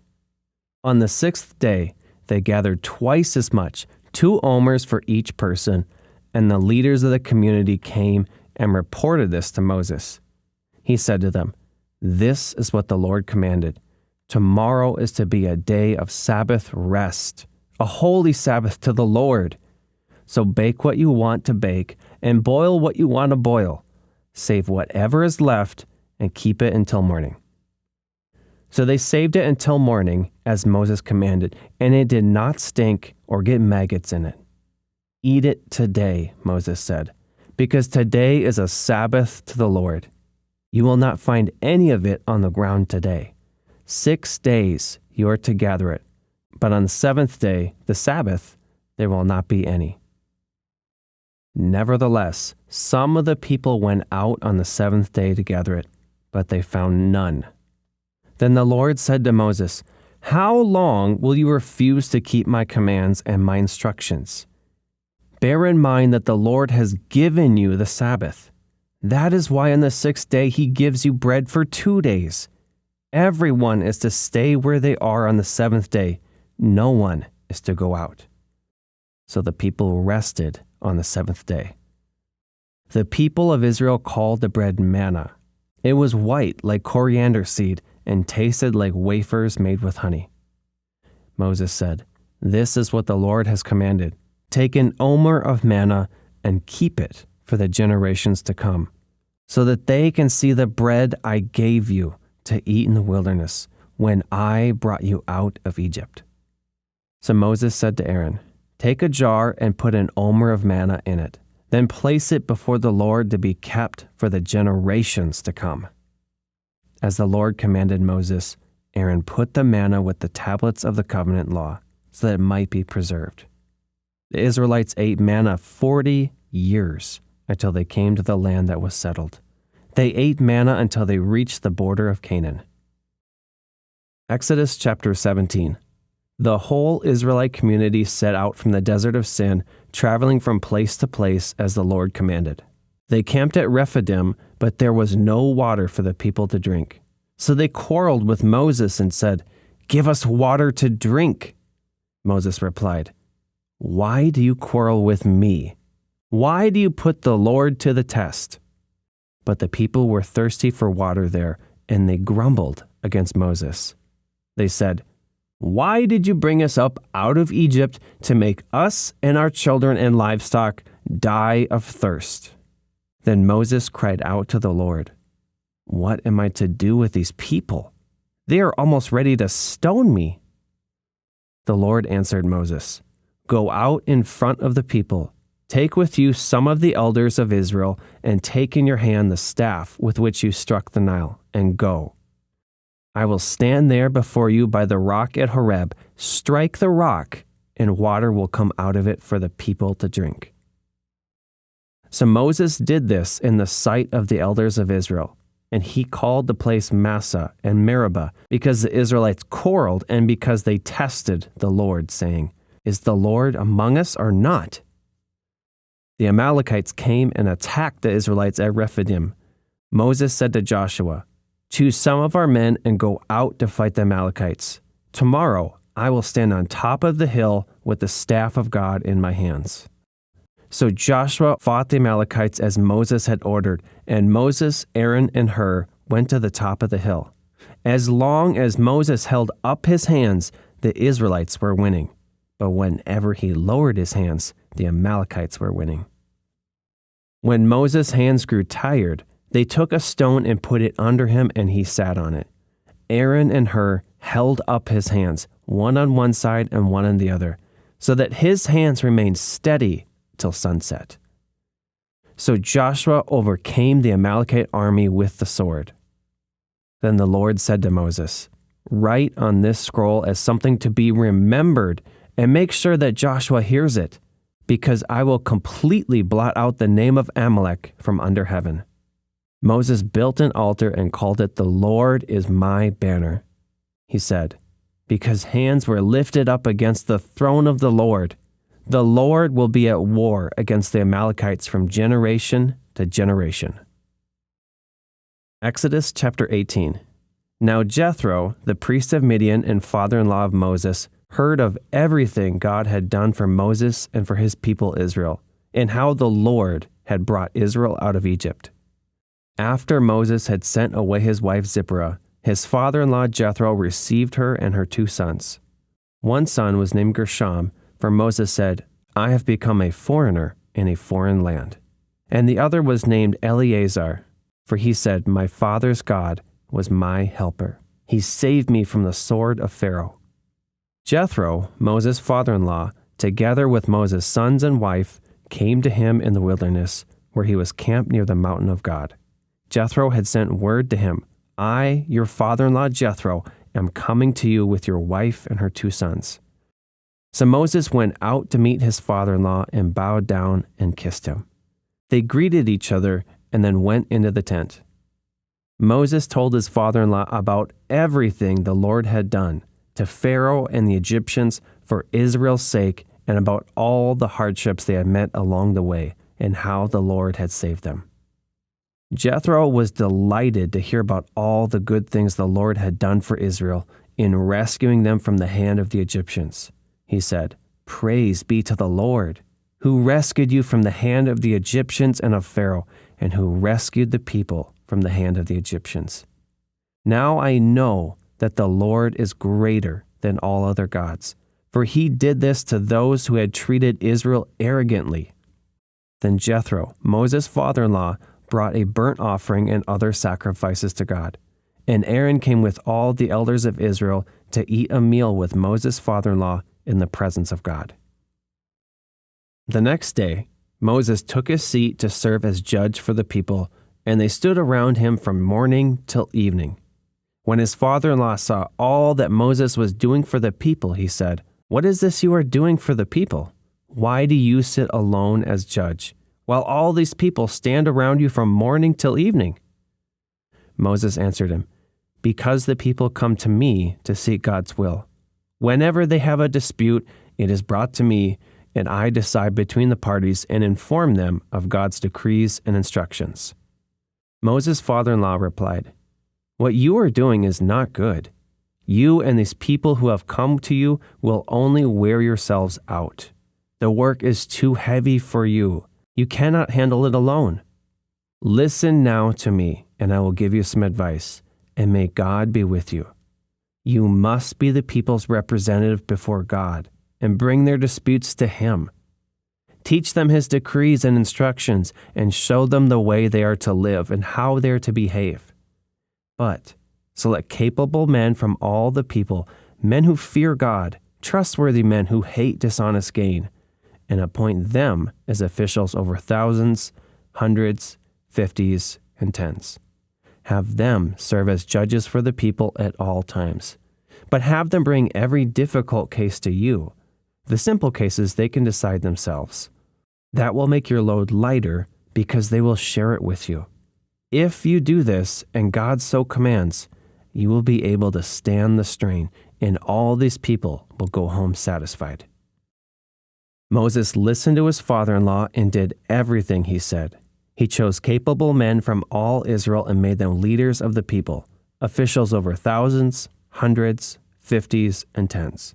They served as judges for the people at all times. The difficult cases they brought to Moses, but the simple ones they decided themselves. Then Moses sent his father-in-law on his way, and Jethro returned to his own country. Exodus chapter 19. On the first day of the 3rd month after the Israelites left Egypt, on that very day, they came to the desert of Sinai. After they set out from Rephidim, they entered the desert of Sinai, and Israel camped there in the desert in front of the mountain. Then Moses went up to God, and the Lord called to him from the mountain and said, "This is what you are to say to the descendants of Jacob, and what you are to tell the people of Israel. You yourselves have seen what I did to Egypt, and how I carried you on eagle's wings and brought you to myself. Now if you obey me fully and keep my covenant, then out of all nations you will be my treasured possession. Although the whole earth is mine, you will be for me a kingdom of priests and a holy nation. These are the words you are to speak to the Israelites." So Moses went back and summoned the elders of the people and set before them all the words the Lord had commanded him to speak. The people all responded together, "We will do everything the Lord has said." So Moses brought their answer back to the Lord. The Lord said to Moses, "I am going to come to you in a dense cloud, so that the people will hear me speaking with you and will always put their trust in you." Then Moses told the Lord what the people had said. And the Lord said to Moses, "Go to the people and consecrate them today and tomorrow. Have them wash their clothes and be ready by the 3rd day, because on that day the Lord will come down on Mount Sinai in the sight of all the people. Put limits for the people around the mountain and tell them, 'Be careful that you do not approach the mountain or touch the foot of it. Whoever touches the mountain is to be put to death. They are to be stoned or shot with arrows. Not a hand is to be laid on them. No person or animal shall be permitted to live. Only when the ram's horn sounds a long blast may they approach the mountain." After Moses had gone down the mountain to the people, he consecrated them, and they washed their clothes. Then he said to the people, "Prepare yourselves for the 3rd day. Abstain from sexual relations." On the morning of the 3rd day, there was thunder and lightning, with a thick cloud over the mountain, and a very loud trumpet blast. Everyone in the camp trembled. When Moses led the people out of the camp to meet with God, and they stood at the foot of the mountain, Mount Sinai was covered with smoke, because the Lord descended on it in fire. The smoke billowed up from it like smoke from a furnace, and the whole mountain trembled violently. As the sound of the trumpet grew louder and louder, Moses spoke, and the voice of God answered him. The Lord descended to the top of Mount Sinai and called Moses to the top of the mountain. So Moses went up, and the Lord said to him, "Go down and warn the people, so they do not force their way through to see the Lord, and many of them perish. Even the priests who approach the Lord must consecrate themselves, or the Lord will break out against them." Moses said to the Lord, "The people cannot come up Mount Sinai, because you yourself warned us. Put limits around the mountain and set it apart as holy." The Lord replied, "Go down and bring Aaron up with you. But the priests and the people must not force their way through to come up to the Lord, or he will break out against them." So Moses went down to the people and told them. Exodus chapter 20, the 10 Commandments. And God spoke all these words. "I am the Lord your God, who brought you out of Egypt, out of the land of slavery. You shall have no other gods before me. You shall not make yourself an image in the form of anything in heaven above, or on the earth beneath, or in the waters below. You shall not bow down to them or worship them, for I, the Lord your God, am a jealous God, punishing the children for the sin of the parents to the 3rd and 4th generation of those who hate me, but showing love to 1,000 generations of those who love me and keep my commandments. You shall not misuse the name of the Lord your God, for the Lord will not hold anyone guiltless who misuses his name. Remember the Sabbath day by keeping it holy. 6 days you shall labor and do all your work, but the 7th day is a Sabbath to the Lord your God.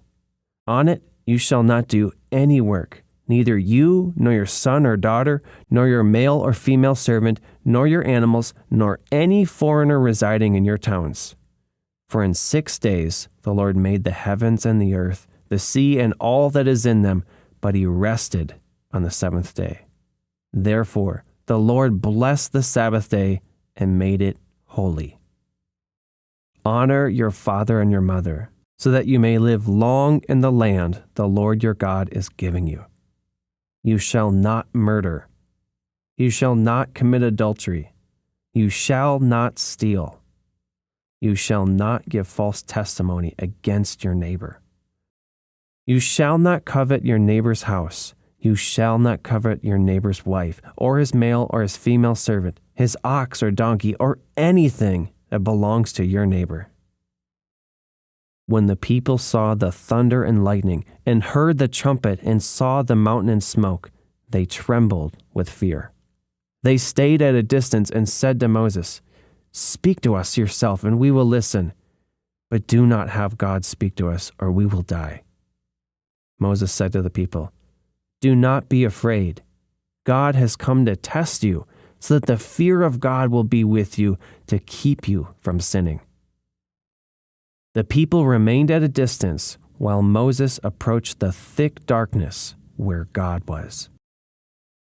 Then the Lord said to Moses, "Tell the Israelites this: You have seen for yourself that I have spoken to you from heaven. Do not make any gods to be alongside me. Do not make for yourself gods of silver or gods of gold. Make an altar of earth for me, and sacrifice on it your burnt offerings and fellowship offerings, your sheep and goats and your cattle. Wherever I cause my name to be honored, I will come to you and bless you. If you make an altar of stones for me, do not build it with dressed stones, for you will defile it if you use a tool on it. And do not go up to my altar on steps, or your private parts may be exposed." Exodus chapter 21. God said this to Moses: "These are the laws you are to set before them. If you buy a Hebrew servant, he is to serve you for 6 years. But in the 7th year, he shall go free, without paying anything. If he comes alone, he is to go free alone. But if he has a wife when he comes, she is to go with him. If his master gives him a wife, and she bears him sons or daughters, the woman and her children shall belong to her master, and only the man shall go free. But if the servant declares, 'I love my master and my wife and children, and do not want to go free,' then his master must take him before the judges. He shall take him to the door or the doorpost and pierce his ear with an awl. Then he will be his servant for life.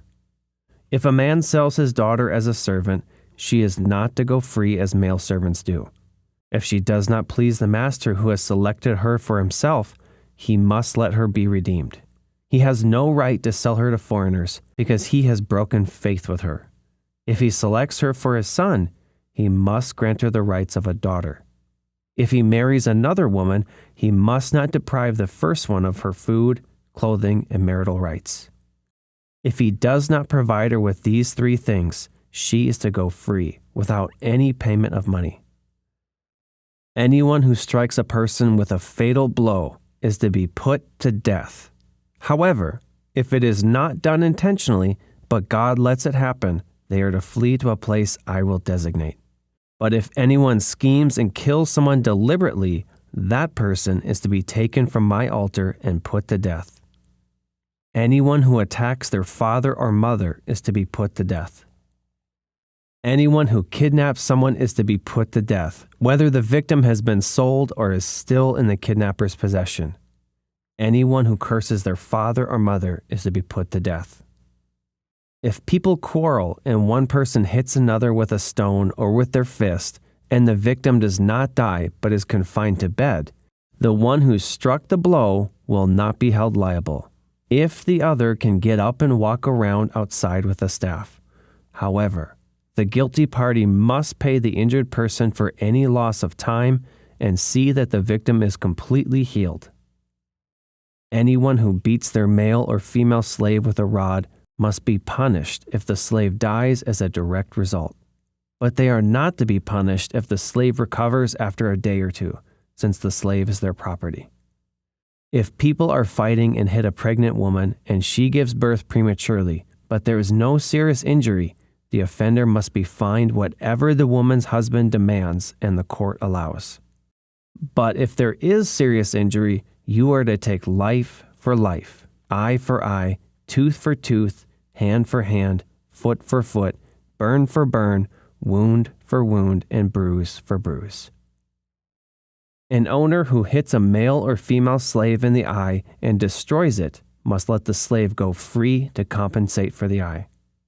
And an owner who knocks out the tooth of a male or female slave must let the slave go free to compensate for the tooth. If a bull gores a man or woman to death, the bull is to be stoned to death, and its meat must not be eaten. But the owner of the bull will not be held responsible. If, however, the bull has had the habit of goring and the owner has been warned, but has not kept it penned up, and it kills a man or a woman, the bull is to be stoned, and its owner also is to be put to death. However, if payment is demanded, the owner may redeem his life by the payment of whatever is demanded. This law also applies if the bull gores a son or a daughter. If the bull gores a male or female slave, the owner must pay 30 shekels of silver to the master of the slave, and the bull is to be stoned to death. If anyone uncovers a pit or digs one and fails to cover it, and an ox or a donkey falls into it, the one who opened the pit must pay the owner for the loss and take the dead animal in exchange. If anyone's bull injures someone else's bull and it dies, the 2 parties are to sell the live one and divide both the money and the dead animal equally. However, if it was known that the bull had the habit of goring, yet the owner did not keep it penned up, the owner must pay animal for animal and take the dead animal in exchange. Exodus chapter 22. Whoever steals an ox or a sheep and slaughters it or sells it must pay back 5 head of cattle for the ox and 4 head for the sheep. If a thief is caught breaking in at night and is struck a fatal blow, the defender is not guilty of bloodshed. But if it happens after sunrise, the defender is guilty of bloodshed. Anyone who steals must certainly make restitution, but if they have nothing, they must be sold to pay for their theft. If the stolen animal is found alive in their possession, whether ox or donkey or sheep, they must pay back double. If anyone grazes their livestock in a field or vineyard and lets them stray and they graze in someone else's field, the offender must make restitution from the best of their own field or vineyard. If a fire breaks out and spreads into thorn bushes so that it burns shocks of grain or standing grain or the whole field, the one who started the fire must make restitution. If anyone gives a neighbor silver or goods for safekeeping and they are stolen from the neighbor's house, the thief, if caught, must pay back double. But if the thief is not found, the owner of the house must appear before the judges, and they must determine whether the owner of the house has laid hands on the other person's property. In all cases of illegal possession of an ox, a donkey, a sheep, a garment, or any other lost property about which somebody says, "This is mine," both parties are to bring their cases before the judges. The one whom the judge declares guilty must pay back double to the other. If anyone gives a donkey, an ox, a sheep, or any other animal to their neighbor for safekeeping, and it dies or is injured or is taken away while no one is looking, the issue between them will be settled by the taking of an oath before the Lord, that the neighbor did not lay hands on the other person's property. The owner is to accept this, and no restitution is required. But if the animal was stolen from the neighbor, restitution must be made to the owner. If it was torn to pieces by a wild animal, the neighbor shall bring in the remains as evidence and shall not be required to pay for the torn animal. If anyone borrows an animal from their neighbor and it is injured or dies while the owner is not present, they must make restitution. But if the owner is with the animal, the borrower will not have to pay. If the animal was hired, the money paid for the hire covers the loss. If a man seduces a virgin who is not pledged to be married and sleeps with her, he must pay the bride price, and she shall be his wife. If her father absolutely refuses to give her to him, he must still pay the bride price for virgins. Do not allow a sorceress to live. Anyone who has sexual relations with an animal is to be put to death.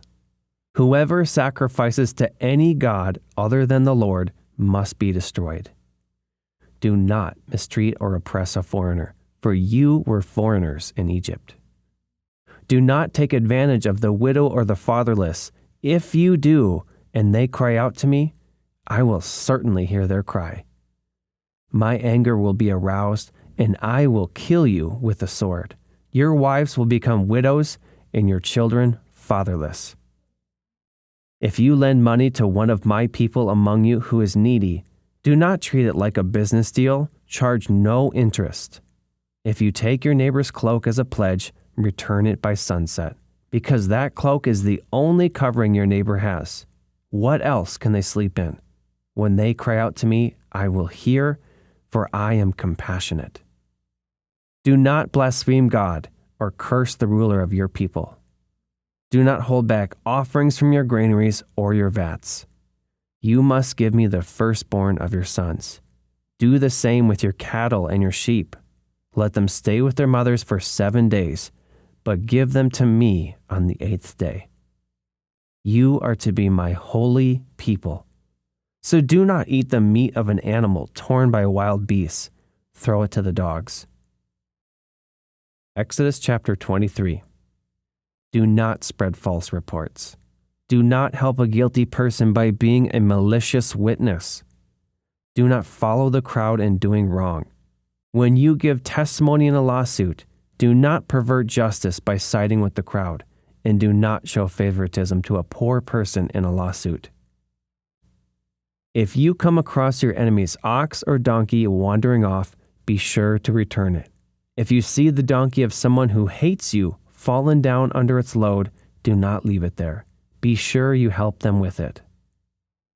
Do not deny justice to your poor people in their lawsuits. Have nothing to do with a false charge, and do not put an innocent or honest person to death, for I will not acquit the guilty. Do not accept a bribe, for a bribe blinds those who see and twists the words of the innocent. Do not oppress a foreigner. You yourselves know how it feels to be foreigners, because you were foreigners in Egypt. For 6 years you are to sow your fields and harvest the crops, but during the 7th year let the land lie unplowed and unused. Then the poor among your people may get food from it, and the wild animals may eat what is left. Do the same with your vineyard and your olive grove. 6 days do your work, but on the 7th day do not work, so that your ox and your donkey may rest, and so that the slave born in your household and the foreigner living among you may be refreshed. Be careful to do everything I have said to you. Do not invoke the names of other gods. Do not let them be heard on your lips. 3 times a year you are to celebrate a festival with me. Celebrate the festival of unleavened bread. For 7 days eat bread made without yeast, as I commanded you. Do this at the appointed time in the month of Aviv, for in that month you came out of Egypt. No one is to appear before me empty-handed. Celebrate the festival of harvest with the first fruits of the crops you sow in the field. Celebrate the festival of ingathering at the end of the year, when you gather in your crops from your field. 3 times a year all the men are to appear before the sovereign Lord. Do not offer the blood of a sacrifice to me along with anything containing yeast. The fat of my festival offerings must not be kept until morning. Bring the best of the firstfruits of your soil to the house of the Lord your God. Do not cook a young goat in its mother's milk. See, I am sending an angel ahead of you to guard you along the way and to bring you to the place I have prepared. Pay attention to him and listen to what he says. Do not rebel against him. He will not forgive your rebellion, since my name is in him. If you listen carefully to what he says and do all that I say, I will be an enemy to your enemies and oppose those who oppose you. My angel will go ahead of you and bring you into the land of the Amorites, Hittites, Perizzites, Canaanites, Hivites, and Jebusites, and I will wipe them out. Do not bow down before their gods, or worship them, or follow their practices. You must demolish them and break their sacred stones to pieces. Worship the Lord your God, and his blessing will be on your food and water. I will take away sickness from among you, and none will miscarry or be barren in your land. I will give you a full lifespan. I will send my terror ahead of you and throw into confusion every nation you encounter. I will make all your enemies turn their backs and run. I will send the hornet ahead of you to drive the Hivites, Canaanites, and Hittites out of your way, but I will not drive them out in a single year, because the land would become desolate and the wild animals too numerous for you. Little by little, I will drive them out before you, until you have increased enough to take possession of the land. I will establish your borders from the Red Sea to the Mediterranean Sea, and from the desert to the Euphrates River. I will give into your hands the people who live in the land, and you will drive them out before you. Do not make a covenant with them or with their gods. Do not let them live in your land, or they will cause you to sin against me, because the worship of their gods will certainly be a snare to you. Exodus chapter 24.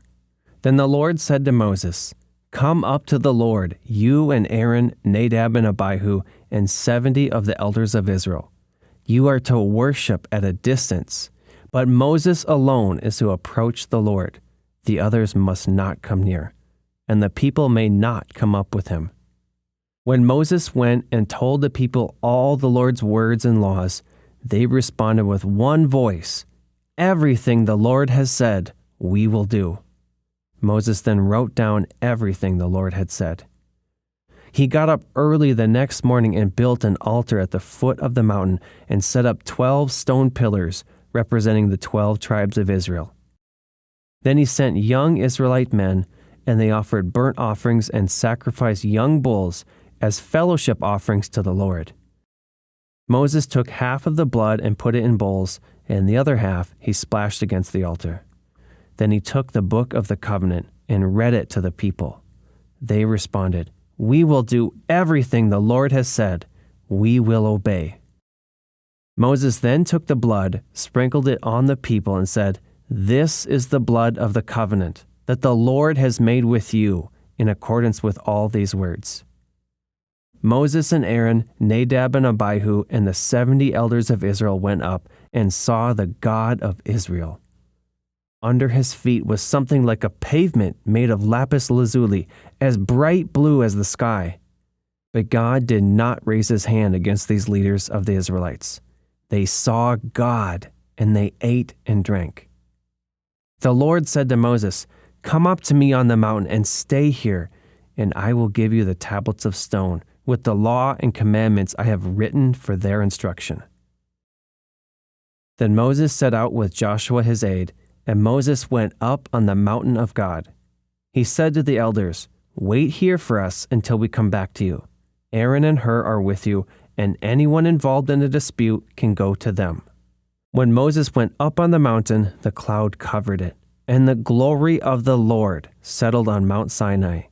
For 6 days the cloud covered the mountain, and on the 7th day the Lord called to Moses from within the cloud.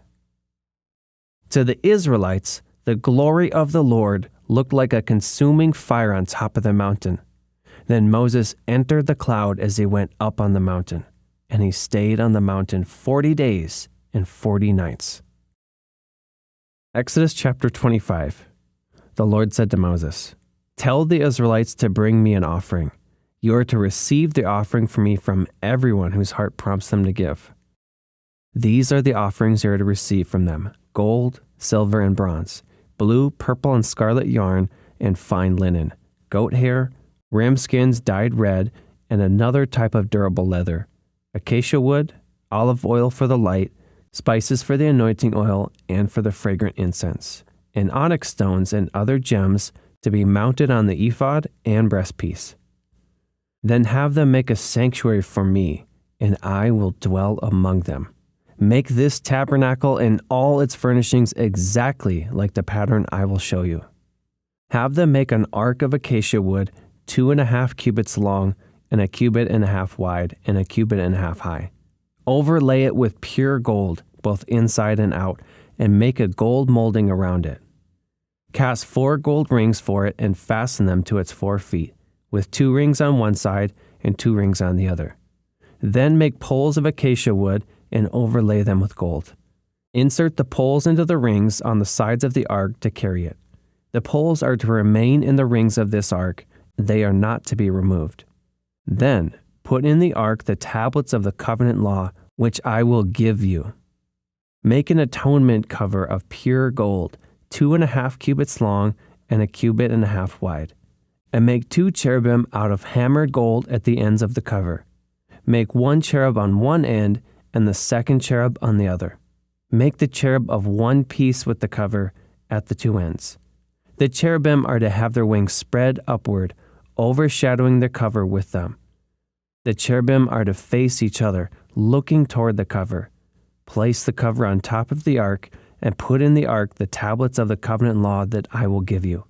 There, above the cover, between the 2 cherubim that are over the ark of the covenant law, I will meet with you and give you all my commands for the Israelites.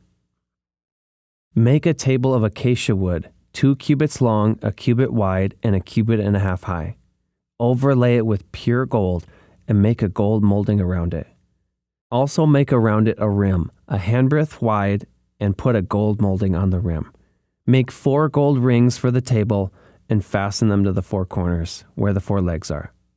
The rings are to be close to the rim to hold the poles used in carrying the table. Make the poles of acacia wood, overlay them with gold, and carry the table with them. And make its plates and dishes of pure gold, as well as its pitchers and bowls for the pouring out of offerings. Put the bread of the presence on this table to be before me at all times. Make a lampstand of pure gold.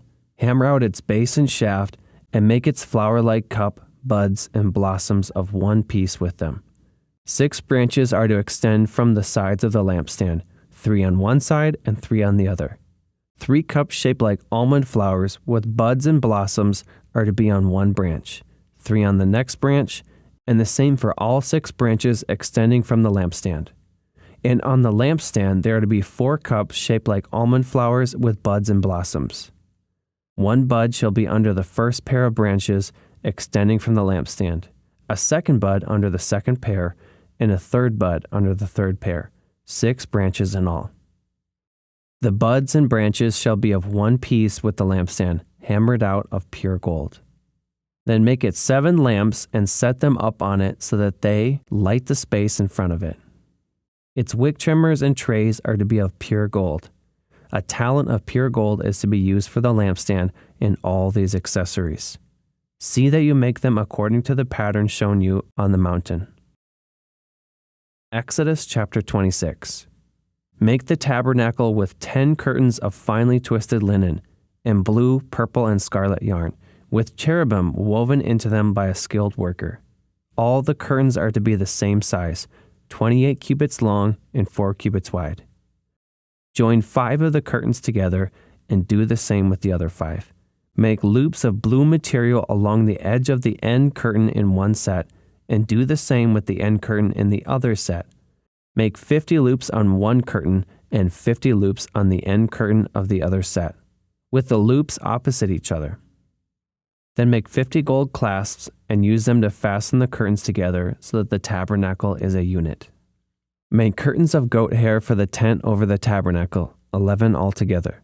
All 11 curtains are to be the same size, 30 cubits long and 4 cubits wide. Join 5 of the curtains together into one set and the other 6 into another set. Fold the 6th curtain double at the front of the tent. Make 50 loops along the edge of the end curtain in one set, and also along the edge of the end curtain in the other set. Then make 50 bronze clasps and put them in the loops to fasten the tent together as a unit. As for the additional length of the tent curtains, the half curtain that is left over is to hang down at the rear of the tabernacle. The tent curtains will be a cubit longer on both sides. What is left will hang over the sides of the tabernacle so as to cover it. Make for the tent a covering of ram skins dyed red, and over that a covering of the other durable leather. Make upright frames of acacia wood for the tabernacle. Each frame is to be 10 cubits long and a cubit and a half wide, with 2 projections set parallel to each other. Make all the frames of the tabernacle in this way. Make 20 frames for the south side of the tabernacle, and make 40 silver bases to go under them, 2 bases for each frame, 1 under each projection. For the other side, the north side of the tabernacle, make 20 frames and 40 silver bases, 2 under each frame. Make 6 frames for the far end, that is, the west end of the tabernacle, and make 2 frames for the corners at the far end. At these 2 corners, they must be double from the bottom all the way to the top and fitted into a single ring. Both shall be like that. So there will be 8 frames and 16 silver bases, 2 under each frame. Also make crossbars of acacia wood, 5 for the frames on one side of the tabernacle, 5 for those on the other side, and 5 for the frames on the west, at the far end of the tabernacle. The center crossbar is to extend from end to end at the middle of the frames. Overlay the frames with gold and make gold rings to hold the crossbars. Also overlay the crossbars with gold. Set up the tabernacle according to the plan shown you on the mountain. Make a curtain of blue, purple, and scarlet yarn and finely twisted linen, with cherubim woven into it by a skilled worker. Hang it with gold hooks on 4 posts of acacia wood, overlaid with gold and standing on 4 silver bases. Hang the curtain from the clasps and place the Ark of the Covenant Law behind the curtain. The curtain will separate the holy place from the most holy place. Put the atonement cover on the Ark of the Covenant Law in the most holy place. Place the table outside the curtain on the north side of the tabernacle and put the lampstand opposite on the south side. For the entrance to the tent, make a curtain of blue, purple, and scarlet yarn and finely twisted linen, the work of an embroiderer. Make gold hooks for this curtain and 5 posts of acacia wood overlaid with gold, and cast 5 bronze bases for them. Exodus chapter 27. Build an altar of acacia wood, 3 cubits high. It is to be square, 5 cubits long and 5 cubits wide.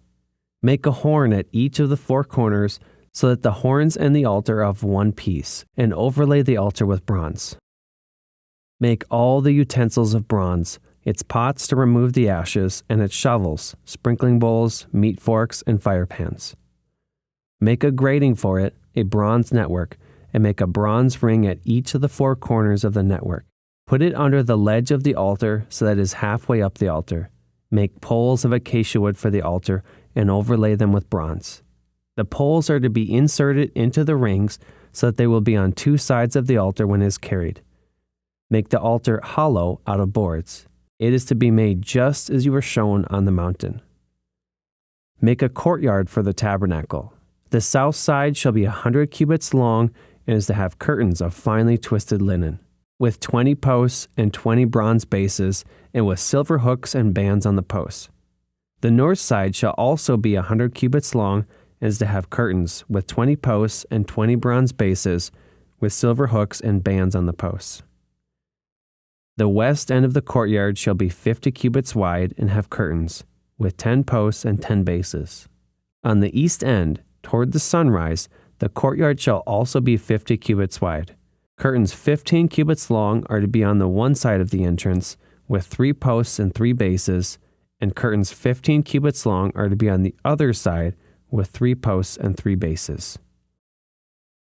For the entrance to the courtyard, provide a curtain 20 cubits long, of blue, purple, and scarlet yarn and finely twisted linen, the work of an embroider, with 4 posts and 4 bases. All the posts around the courtyard are to have silver bands and hooks and bronze bases. The courtyard shall be 100 cubits long and 50 cubits wide, with curtains of finely twisted linen 5 cubits high, and with bronze bases. All the other articles used in the service of the tabernacle, whatever their function, including all the tent pegs for it, and those for the courtyard, are to be of bronze.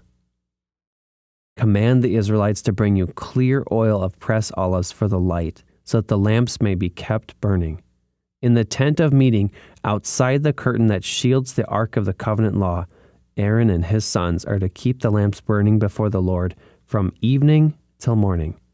This is to be a lasting ordinance among the Israelites for the generations to come. Exodus chapter 28. Have Aaron your brother brought to you from among the Israelites, along with his sons Nadab and Abihu, Eleazar and Ithamar, so that they may serve me as priests. Make sacred garments for your brother Aaron to give him dignity and honor. Tell all the skilled workers to whom I have given wisdom in such matters that they are to make garments for Aaron for his consecration, so he may serve me as priest. These are the garments they are to make: a breastpiece, an ephod, a robe, a woven tunic, a turban, and a sash. They are to make these sacred garments for your brother Aaron and his sons, so that they may serve me as priests. Have them use gold and blue, purple, and scarlet yarn and fine linen. Make the ephod of gold and of blue, purple, and scarlet yarn and of finely twisted linen, the work of skilled hands. It is to have 2 shoulder pieces attached to 2 of its corners, so it can be fastened. Its skillfully woven waistband is to be like it, of 1 piece with the ephod, and made with gold, and with blue, purple, and scarlet yarn, and with finely twisted linen. Take 2 onyx stones and engrave on them the names of the sons of Israel in the order of their birth, 6 names on one stone, and the remaining 6 on the other. Engrave the names of the sons of Israel on the 2 stones the way a gem cutter engraves a seal. Then mount the stones in gold filigree settings and fasten them on the shoulder pieces of the ephod as memorial stones for the sons of Israel. Aaron is to bear the names on his shoulders as a memorial before the Lord. Make gold filigree settings and 2 braided chains of pure gold like a rope, and attach the chains to the settings. Fashion a breastpiece for making decisions, the work of skilled hands. Make it like the ephod, of gold and of blue, purple, and scarlet yarn, and of finely twisted linen. It is to be a square, a span long and a span wide, and folded double. Then mount 4 rows of precious stones on it. The first row shall be carnelian, chrysolite, and beryl. The second row shall be turquoise, lapis lazuli, and emerald. The third row shall be jacinth, agate, and amethyst. The 4th row shall be topaz, onyx, and jasper. Mount them in gold filigree settings. There are to be 12 stones, 1 for each of the names of the sons of Israel, each engraved like a seal with the name of one of the 12 tribes. For the breastpiece, make braided chains of pure gold, like a rope. Make 2 gold rings for it and fasten them to 2 corners of the breastpiece. Fasten the 2 gold chains to the rings at the corners of the breastpiece, and the other ends of the chains to the 2 settings, attaching them to the shoulder pieces of the ephod at the front. Make 2 gold rings and attach them to the other 2 corners of the breastpiece on the inside edge next to the ephod. Make 2 more gold rings and attach them to the bottom of the shoulder pieces on the front of the ephod, close to the seam just above the waistband of the ephod. The rings of the breastpiece are to be tied to the rings of the ephod with blue cord, connecting it to the waistband so that the breastpiece will not swing out from the ephod. Whenever Aaron enters the holy place, he will bear the names of the sons of Israel over his heart on the breastpiece of decision as a continuing memorial before the Lord. Also put the Urim and the Thummim in the breastpiece, so that they may be over Aaron's heart whenever he enters the presence of the Lord. Thus, Aaron will always bear the means of making decisions for the Israelites over his heart before the Lord. Make the robe of the ephod entirely of blue cloth, with an opening for the head in its center. There shall be a woven edge like a collar around this opening, so that it will not tear. Make pomegranates of blue, purple, and scarlet yarn around the hem of the robe with gold bells between them. The gold bells and the pomegranates are to alternate around the hem of the robe. Aaron must wear it when he ministers. The sound of the bells will be heard when he enters the holy place before the Lord and when he comes out, so that he will not die. Make a plate of pure gold and engrave on it as on a seal, holy to the Lord. Fasten a blue cord to it and attach it to the turban. It is to be on the front of the turban. It will be on Aaron's forehead, and he will bear the guilt involved in the sacred gifts the Israelites consecrate, whatever their gifts may be. It will be on Aaron's forehead continually, so that they will be acceptable to the Lord. Weave the tunic of fine linen and make the turban of fine linen. The sash is to be the work of an embroiderer. Make tunics, sashes, and caps for Aaron's sons to give them dignity and honor. After you put these clothes on your brother Aaron and his sons, anoint and ordain them. Consecrate them so that they may serve me as priests.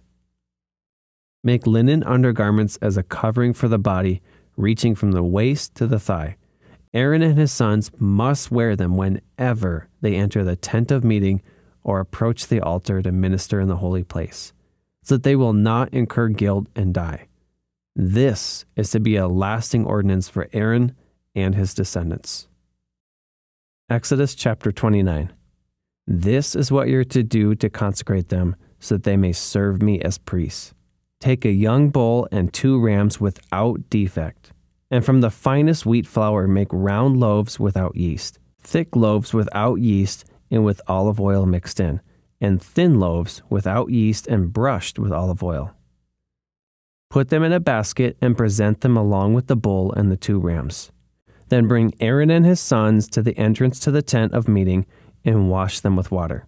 Take the garments and dress Aaron with the tunic, the robe of the ephod itself, and the breastpiece. Fasten the ephod on him by its skillfully woven waistband. Put the turban on his head and attach the sacred emblem to the turban. Take the anointing oil and anoint him by pouring it on his head. Bring his sons and dress them in tunics and fasten caps on them. Then tie sashes on Aaron and his sons. The priesthood is theirs by a lasting ordinance. Then you shall ordain Aaron and his sons. Bring the bull to the front of the tent of meeting, and Aaron and his sons shall lay their hands on its head. Slaughter it in the Lord's presence at the entrance to the tent of meeting. Take some of the bull's blood and put it on the horns of the altar with your finger, and pour out the rest of it at the base of the altar. Then take all the fat on the internal organs, the long lobe of the liver, and both kidneys with the fat on them, and burn them on the altar. But burn the bull's flesh and its hide and its intestines outside the camp. It is a sin offering.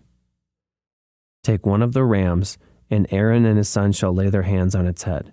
Slaughter it, and take the blood and splash it against the sides of the altar.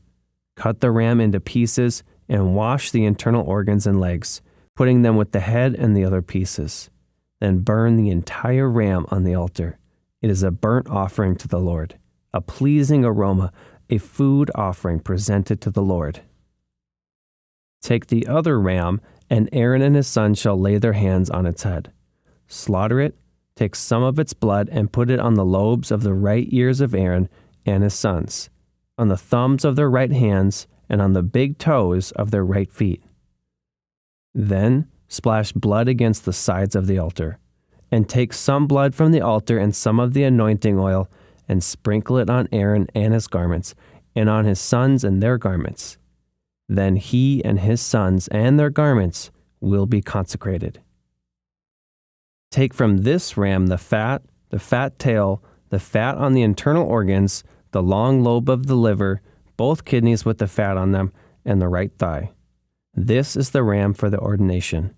From the basket of bread made without yeast, which is before the Lord, take 1 round loaf, 1 thick loaf with olive oil mixed in, and 1 thin loaf. Put all these in the hands of Aaron and his sons, and have them wave them before the Lord as a wave offering. Then take them from their hands and burn them on the altar, along with the burnt offering for a pleasing aroma to the Lord, a food offering presented to the Lord. After you take the breast of the ram for Aaron's ordination, wave it before the Lord as a wave offering, and it will be your share. Consecrate those parts of the ordination ram that belong to Aaron and his sons, the breast that was waved and the thigh that was presented. This is always to be the perpetual share from the Israelites for Aaron and his sons.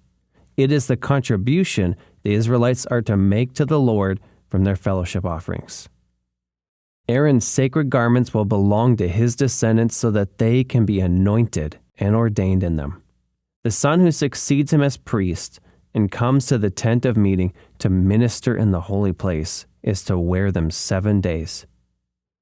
Take the ram for the ordination and cook the meat in a sacred place. At the entrance to the tent of meeting, Aaron and his sons are to eat the meat of the ram and the bread that is in the basket. They are to eat these offerings by which atonement was made for their ordination and consecration. But no one else may eat them because they are sacred. And if any of the meat of the ordination ram or any bread is left over till morning, burn it up. It must not be eaten because it is sacred. Do for Aaron and his sons everything I have commanded you, taking 7 days to ordain them. Sacrifice a bull each day as a sin offering to make atonement.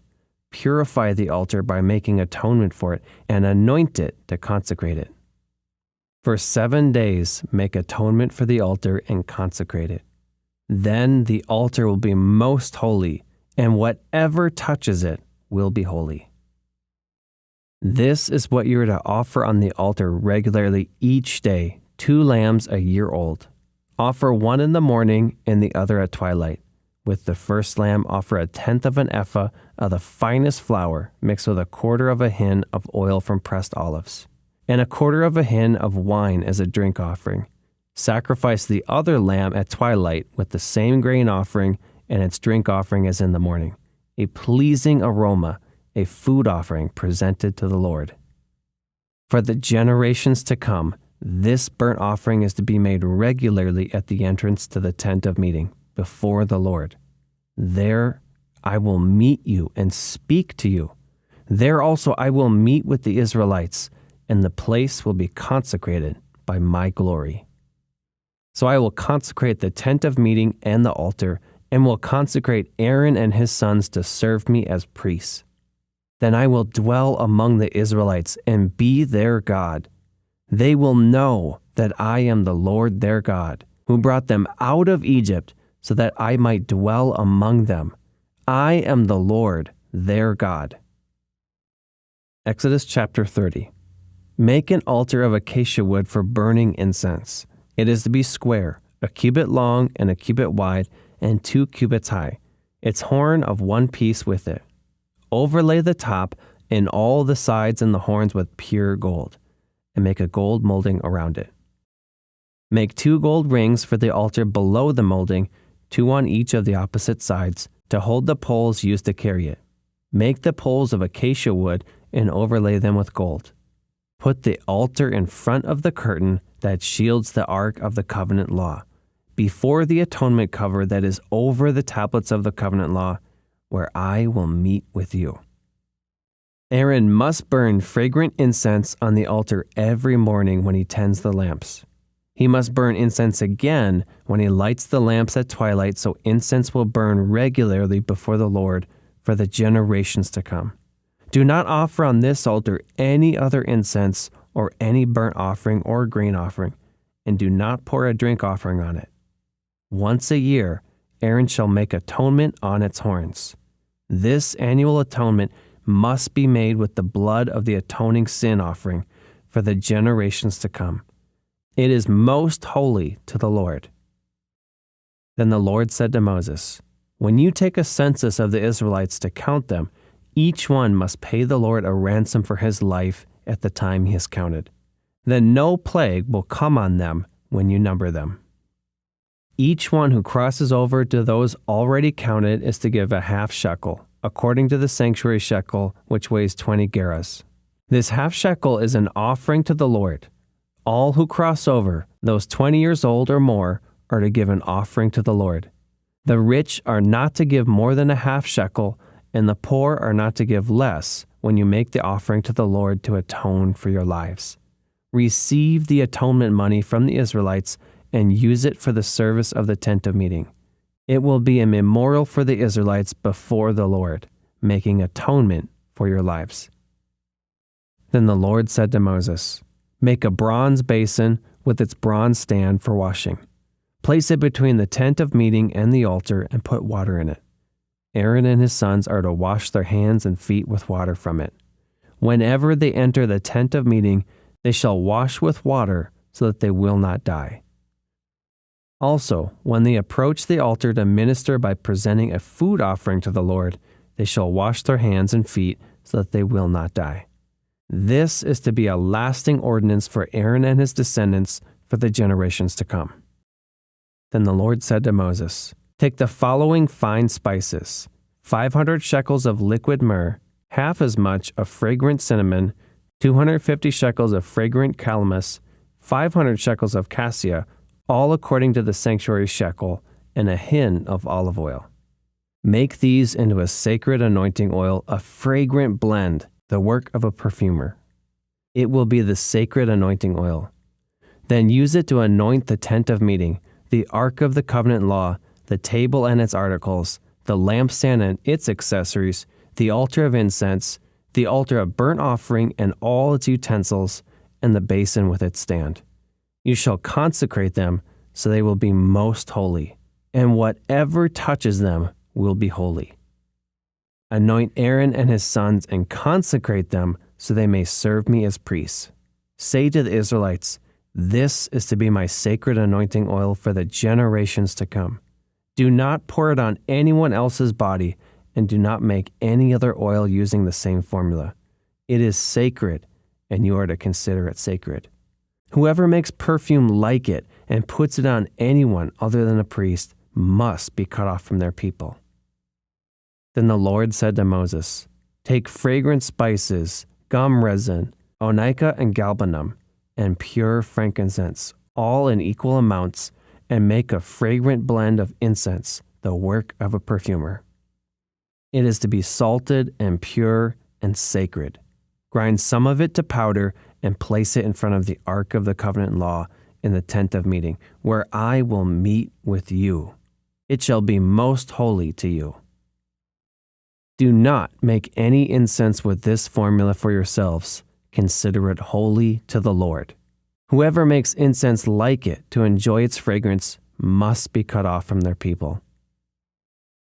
Exodus chapter 31.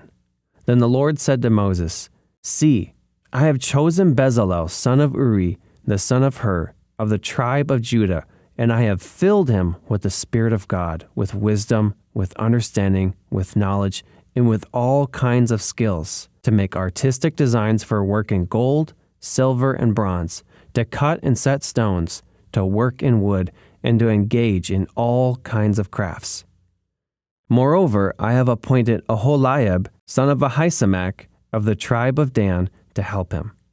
Also, I have given ability to all the skilled workers to make everything I have commanded you: the tent of meeting, the ark of the covenant law with the atonement cover on it, and all the other furnishings of the tent, the table and its articles, the pure gold lampstand and all its accessories, the altar of incense, the altar of burnt offering and all its utensils, the basin with its stand, and also the woven garments, both the sacred garments for Aaron the priest and the garments for his sons when they serve as priests, and the anointing oil and fragrant incense for the holy place. They are to make them just as I commanded you. Then the Lord said to Moses, "Say to the Israelites, you must observe my Sabbaths. This will be a sign between me and you for the generations to come, so you may know that I am the Lord, who makes you holy. Observe the Sabbath, because it is holy to you. Anyone who desecrates it is to be put to death. Those who do any work on that day must be cut off from their people. For 6 days work is to be done, but on the seventh day is a day of Sabbath rest, holy to the Lord. Whoever does any work on the Sabbath day is to be put to death. The Israelites are to observe the Sabbath, celebrating it for the generations to come as a lasting covenant. It will be a sign between me and the Israelites forever. For in 6 days the Lord made the heavens and the earth, and on the seventh day he rested and was refreshed." When the Lord finished speaking to Moses on Mount Sinai, he gave him the 2 tablets of the covenant law, the tablets of stone inscribed by the finger of God. Exodus chapter 32. When the people saw that Moses was so long in coming down from the mountain, they gathered around Aaron and said, "Come, make us gods who will go before us. As for this fellow Moses who brought us up out of Egypt, we don't know what has happened to him." Aaron answered them, "Take off the gold earrings that your wives, your sons, and your daughters are wearing, and bring them to me." So all the people took off their earrings and brought them to Aaron. He took what they handed him and made it into an idol cast in the shape of a calf, fashioning it with a tool. Then they said, "These are your gods, Israel, who brought you up out of Egypt." When Aaron saw this, he built an altar in front of the calf and announced, "Tomorrow there will be a festival to the Lord." So the next day, the people rose early and sacrificed burnt offerings and presented fellowship offerings. Afterward, they sat down to eat and drink and got up to indulge in revelry. Then the Lord said to Moses, "Go down, because your people, whom you brought up out of Egypt, have become corrupt. They have been quick to turn away from what I commanded them and have made themselves an idol cast in the shape of a calf. They have bowed down to it and sacrificed to it and have said, 'These are your gods, Israel, who brought you up out of Egypt.' I have seen these people," the Lord said to Moses, "and they are a stiff-necked people. Now leave me alone so that my anger may burn against them and that I may destroy them. Then I will make you into a great nation." But Moses sought the favor of the Lord his God. "Lord," he said, "why should your anger burn against your people, whom you brought out of Egypt with great power and a mighty hand? Why should the Egyptians say, 'It was with evil intent that he brought them out, to kill them in the mountains and to wipe them off the face of the earth'?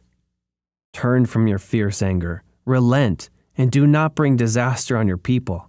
Remember your servants, Abraham, Isaac, and Israel, to whom you swore by your own self. I will make your descendants as numerous as the stars in the sky, and I will give your descendants all this land I promised them, and it will be their inheritance forever." Then the Lord relented and did not bring on his people the disaster he had threatened. Moses turned and went down the mountain with the 2 tablets of the covenant law in his hands. They were inscribed on both sides, front and back. The tablets were the work of God. The writing was the writing of God engraved on the tablets. When Joshua heard the noise of the people shouting, he said to Moses, "There is the sound of war in the camp." Moses replied, "It is not the sound of victory. It is not the sound of defeat. It is the sound of singing that I hear."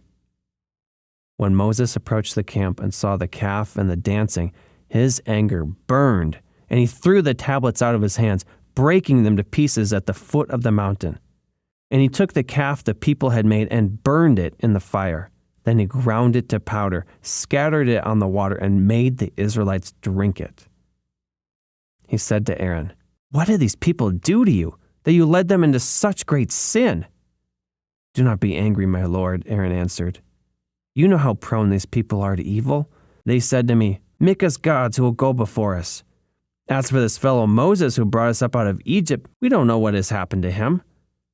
So I told them, "Whoever has any jewelry, take it off."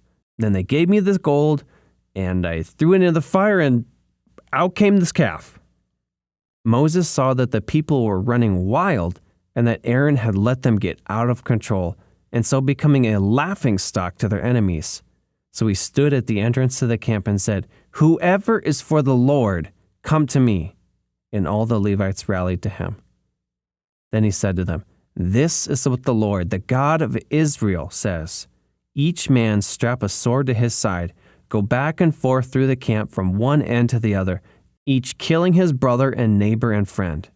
The Levites did as Moses commanded, and that day about 3,000 of the people died. Then Moses said, "You have been set apart to the Lord today, for you were against your own sons and brothers, and he has blessed you this day." The next day Moses said to the people, "You have committed a great sin, but now I will go up to the Lord. Perhaps I can make atonement for your sin." So Moses went back to the Lord and said, "Oh, what a great sin these people have committed. They have made themselves gods of gold. But now please forgive their sin. But if not, then blot me out of the book you have written." The Lord replied to Moses, "Whoever has sinned against me, I will blot out of my book. Now go, lead the people to the place I spoke of, and my angel will go before you. However, when the time comes for me to punish, I will punish them for their sin." And the Lord struck the people with a plague because of what they did with the calf Aaron had made. Exodus chapter 33. Then the Lord said to Moses, "Leave this place, you and the people you brought up out of Egypt, and go up to the land I promised an oath to Abraham, Isaac, and Jacob, saying, 'I will give it to your descendants.' I will send an angel before you and drive out the Canaanites, Amorites, Hittites, Perizzites, Hivites, and Jebusites. Go up to the land flowing with milk and honey, but I will not go with you, because you are a stiff-necked people, and I might destroy you on the way." When the people heard these distressing words, they began to mourn, and no one put on any ornaments. For the Lord had said to Moses, "Tell the Israelites, you are a stiff-necked people. If I were to go with you even for a moment, I might destroy you. Now take off your ornaments, and I will decide what to do with you." So the Israelites stripped off their ornaments at Mount Horeb. Now Moses used to take a tent and pitch it outside the camp some distance away, calling it the tent of meeting. Anyone inquiring of the Lord would go to the tent of meeting outside the camp. And whenever Moses went out to the tent, all the people rose and stood at the entrances to their tents, watching Moses until he entered the tent. As Moses went into the tent, the pillar of cloud would come down and stay at the entrance, while the Lord spoke with Moses. Whenever the people saw the pillar of cloud standing at the entrance to the tent, they all stood and worshipped, each at the entrance to their tent. The Lord would speak to Moses face to face, as one speaks to a friend. Then Moses would return to the camp, but his young-aged Joshua, son of Nun, did not leave the tent. Moses said to the Lord, "You have been telling me, 'Lead these people,' but you have not let me know whom you will send with me. You have said, 'I know you by name,' and you have found favor with me. If you are pleased with me, teach me your ways so I may know you and continue to find favor with you. Remember that this nation is your people." The Lord replied, "My presence will go with you, and I will give you rest." Then Moses said to him, "If your presence does not go with us, "Do not send us up from here. How will anyone know that you are pleased with me and with your people unless you go with us? What else will distinguish me and your people from all the other people on the face of the earth?" And the Lord said to Moses, "I will do the very thing you have asked, because I am pleased with you, and I know you by name." Then Moses said, "Now show me your glory." And the Lord said, "I will cause all my goodness to pass in front of you, and I will proclaim my name, the Lord, in your presence. I will have mercy on whom I will have mercy, and I will have compassion on whom I will have compassion. But," he said, "you cannot see my face, for no one may see me and live." Then the Lord said, "There is a place near me where you may stand on a rock. When my glory passes by, I will put you in a cleft in the rock and cover you with my hand until I have passed by. Then I will remove my hand and you will see my back, but my face must not be seen." Exodus chapter 34. The Lord said to Moses, "Chisel out 2 stone tablets like the first ones, and I will write on them the words that were on the first tablets, which you broke. Be ready in the morning, and then come up on Mount Sinai. Present yourself to me there on top of the mountain. No one is to come with you or be seen anywhere on the mountain. Not even the flocks and herds may graze in front of the mountain." So Moses chiseled out 2 stone tablets like the first ones and went up Mount Sinai early in the morning, as the Lord had commanded him. And he carried the 2 stone tablets in his hands. Then the Lord came down in the cloud and stood there with him and proclaimed his name, the Lord. And he passed in front of Moses, proclaiming, the Lord, the compassionate and gracious God, slow to anger, abounding in love and faithfulness, maintaining love to thousands, and forgiving wickedness, rebellion, and sin. Yet he does not leave the guilty unpunished. He punishes the children and their children for the sin of the parents to the 3rd and 4th generation. Moses bowed down to the ground at once and worshipped. "Lord," he said, "if I have found favor in your eyes, then let the Lord go with us. Although this is a stiff-necked people, forgive our wickedness and our sin, and take us as your inheritance." Then the Lord said, "I am making a covenant with you. Before all your people, I will do wonders never before done in any nation in all the world. The people you live among will see how awesome is the work that I, the Lord, will do for you. Obey what I command you today. I will drive out before you the Amorites, Canaanites, Hittites, Perizzites, Hivites, and Jebusites. Be careful not to make a treaty with those who live in the land where you are going, or they will be a snare among you. Break down their altars, smash their sacred stones, and cut down their Asherah poles. Do not worship any other god, for the Lord, whose name is jealous, is a jealous God. Be careful not to make a treaty with those who live in the land, for when they prostitute themselves to their gods and sacrifice to them, they will invite you, and you will eat their sacrifices. And when you choose some of their daughters as wives for your sons, and those daughters prostitute themselves to their gods, they will lead your sons to do the same. Do not make any idols. Celebrate the festival of unleavened bread. For 7 days eat bread made without yeast, as I commanded you. Do this at the appointed time in the month of Aviv, for in that month you came out of Egypt. The first offspring of every womb belongs to me, including all the firstborn males of your livestock, whether from herd or flock.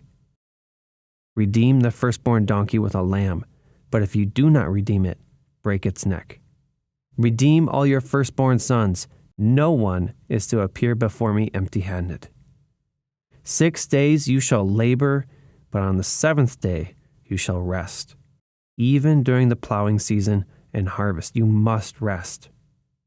Celebrate the festival of weeks with the first fruits of the wheat harvest, and the festival of ingathering at the turn of the year. 3 times a year, all your men are to appear before the sovereign Lord, the God of Israel. I will drive out nations before you and enlarge your territory, and no one will covet your land when you go up 3 times each year to appear before the Lord your God. Do not offer the blood of a sacrifice to me along with anything containing yeast, and do not let any of the sacrifice from the Passover festival remain until morning. Bring the best of the firstfruits of your soil to the house of the Lord your God. Do not cook a young goat in its mother's milk. Then the Lord said to Moses, Write down these words, for in accordance with these words I have made a covenant with you and with Israel. Moses was there with the Lord 40 days and 40 nights without eating bread or drinking water. And he wrote on the tablets the words of the covenant, the 10 Commandments. When Moses came down from Mount Sinai with the 2 tablets of the covenant law in his hands, he was not aware that his face was radiant because he had spoken with the Lord. When Aaron and all the Israelites saw Moses, his face was radiant and they were afraid to come near him. But Moses called to them.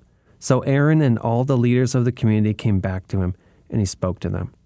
Afterward, all the Israelites came near him, and he gave them all the commands the Lord had given him on Mount Sinai. When Moses finished speaking to them, he put a veil over his face. But whenever he entered the Lord's presence to speak with him, he removed the veil until he came out. And when he came out and told the Israelites what he had been commanded, they saw that his face was radiant. Then Moses would put the veil back over his face until he went in to speak with the Lord. Exodus chapter 35. Moses assembled the whole Israelite community and said to them, These are the things the Lord has commanded you to do. For 6 days work is to be done, but the 7th day shall be your holy day, a day of Sabbath rest to the Lord. Whoever does any work on it is to be put to death. Do not light a fire in any of your dwellings on the Sabbath day. Moses said to the whole Israelite community, This is what the Lord has commanded. From what you have, take an offering for the Lord. Everyone who is willing to bring to the Lord an offering of gold, silver, and bronze, blue, purple, and scarlet yarn, and fine linen, goat hair, ram skins dyed red, and another type of durable leather, acacia wood, olive oil for the light, spices for the anointing oil, and for the fragrant incense, and onyx stones and other gems to be mounted on the ephod and breastpiece. All who are skilled among you are to come and make everything the Lord has commanded: the tabernacle with its tent and its covering, clasps, frames, crossbars, posts, and bases, the ark with its poles and the atonement cover and the curtain that shields it, the table with its poles and all the articles and the bread of the presence, the lampstand that is for light with its accessories, lamps and oil for the light, the altar of the incense with its poles, the anointing oil and the fragrant incense, the curtain for the doorway at the entrance to the tabernacle, the altar of burnt offering with its bronze grating, its poles and all its utensils, the bronze basin with its stand, the curtains of the courtyard with its posts and bases, and the curtain for the entrance to the courtyard, the tent pegs for the tabernacle and for the courtyard and their ropes, the woven garments worn for ministering in the sanctuary, both the sacred garments for Aaron the priest and the garments for his sons when they serve as priests. When the whole Israelite community withdrew from Moses' presence, and everyone who was willing and whose heart moved them came and brought an offering to the Lord for the work on the tent of meeting, for all its service, and for the sacred garments. All who were willing, men and women alike, came and brought gold jewelry of all kinds, brooches, earrings, rings, and ornaments. They all presented their gold as a wave offering to the Lord. Everyone who had blue, purple, or scarlet yarn or fine linen, or goat hair, ram skins dyed red, or the other durable leather brought them. Those presenting an offering of silver or bronze made it as an offering to the Lord. And everyone who had acacia wood for any part of the work brought it.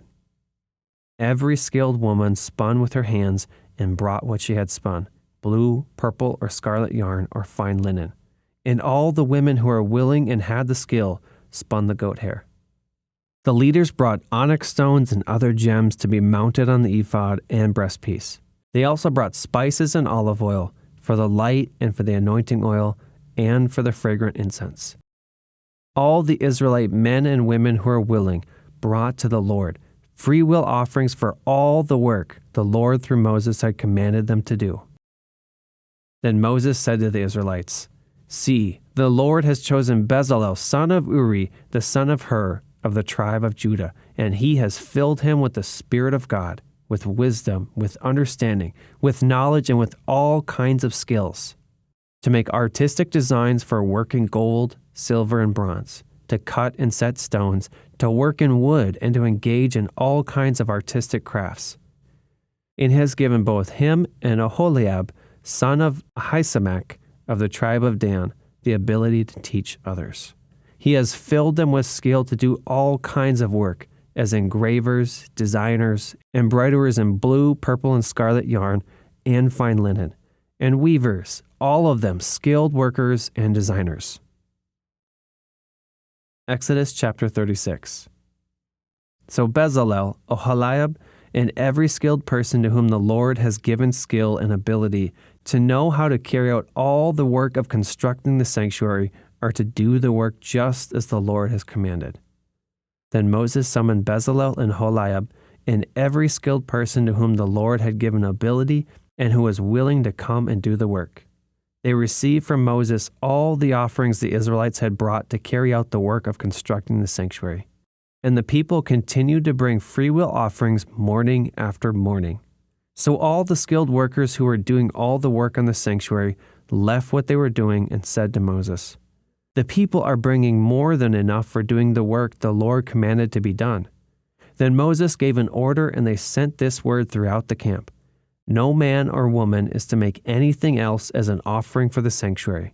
And so the people were restrained from bringing more, because what they already had was more than enough to do all the work. All those who were skilled among the workers made the tabernacle with 10 curtains of finely twisted linen and blue, purple, and scarlet yarn, with cherubim woven into them by expert hands. All the curtains were the same size, 28 cubits long and 4 cubits wide. They joined 5 of the curtains together and did the same with the other 5.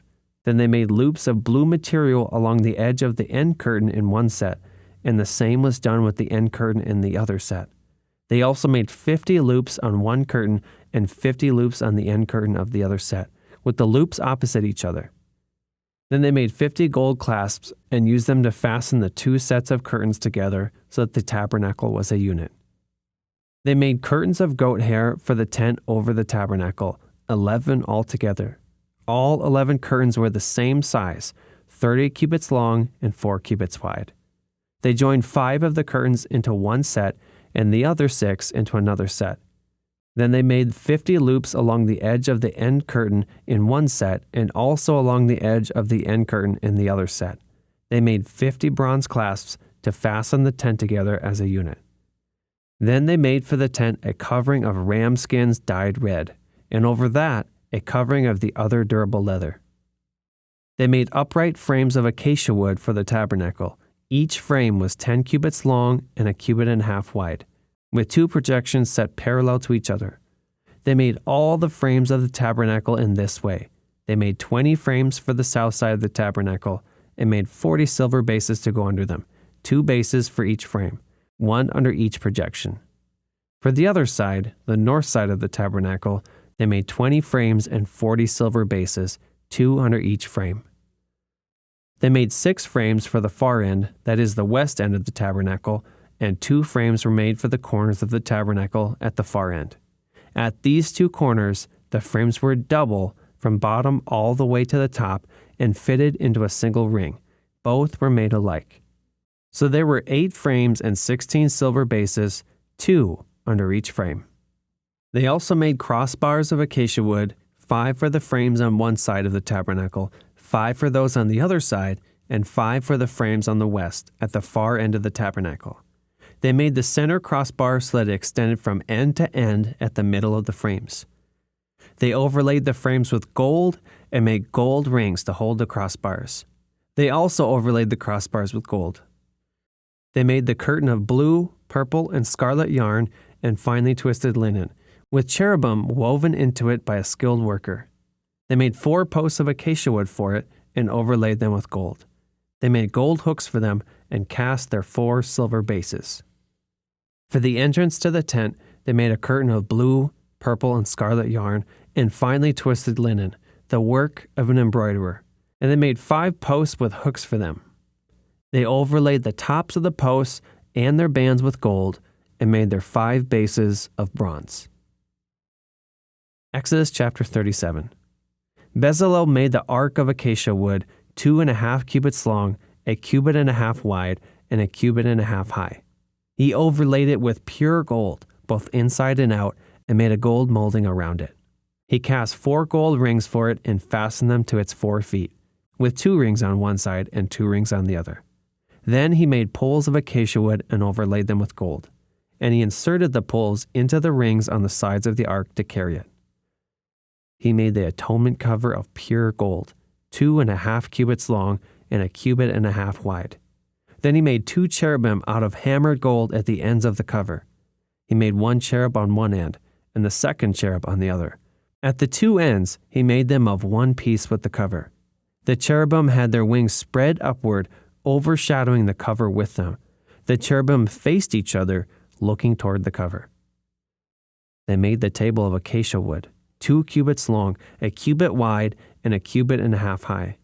Then they overlaid it with pure gold and made a gold molding around it. They also made around it a rim, a handbreadth wide, and put a gold molding on the rim. They cast 4 gold rings for the table and fastened them to the 4 corners, where the 4 legs were. The rings were put close to the rim to hold the poles used in carrying the table. The poles for carrying the table were made of acacia wood and were overlaid with gold.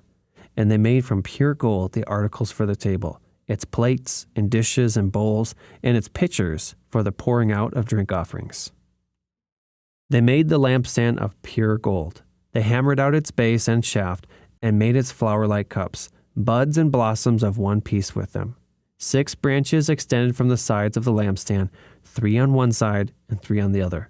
3 cups, shaped like almond flowers with buds and blossoms, were on one branch, 3 on the next branch, and the same for all 6 branches extending from the lampstand. And on the lampstand were 4 cups, shaped like almond flowers with buds and blossoms. 1 bud was under the first pair of branches extending from the lampstand, a second bud under the second pair, and a third bud under the third pair, 6 branches in all. The buds and branches were all of one piece with the lampstand, hammered out of pure gold. They made its 7 lamps as well as its wick trimmers and trays of pure gold.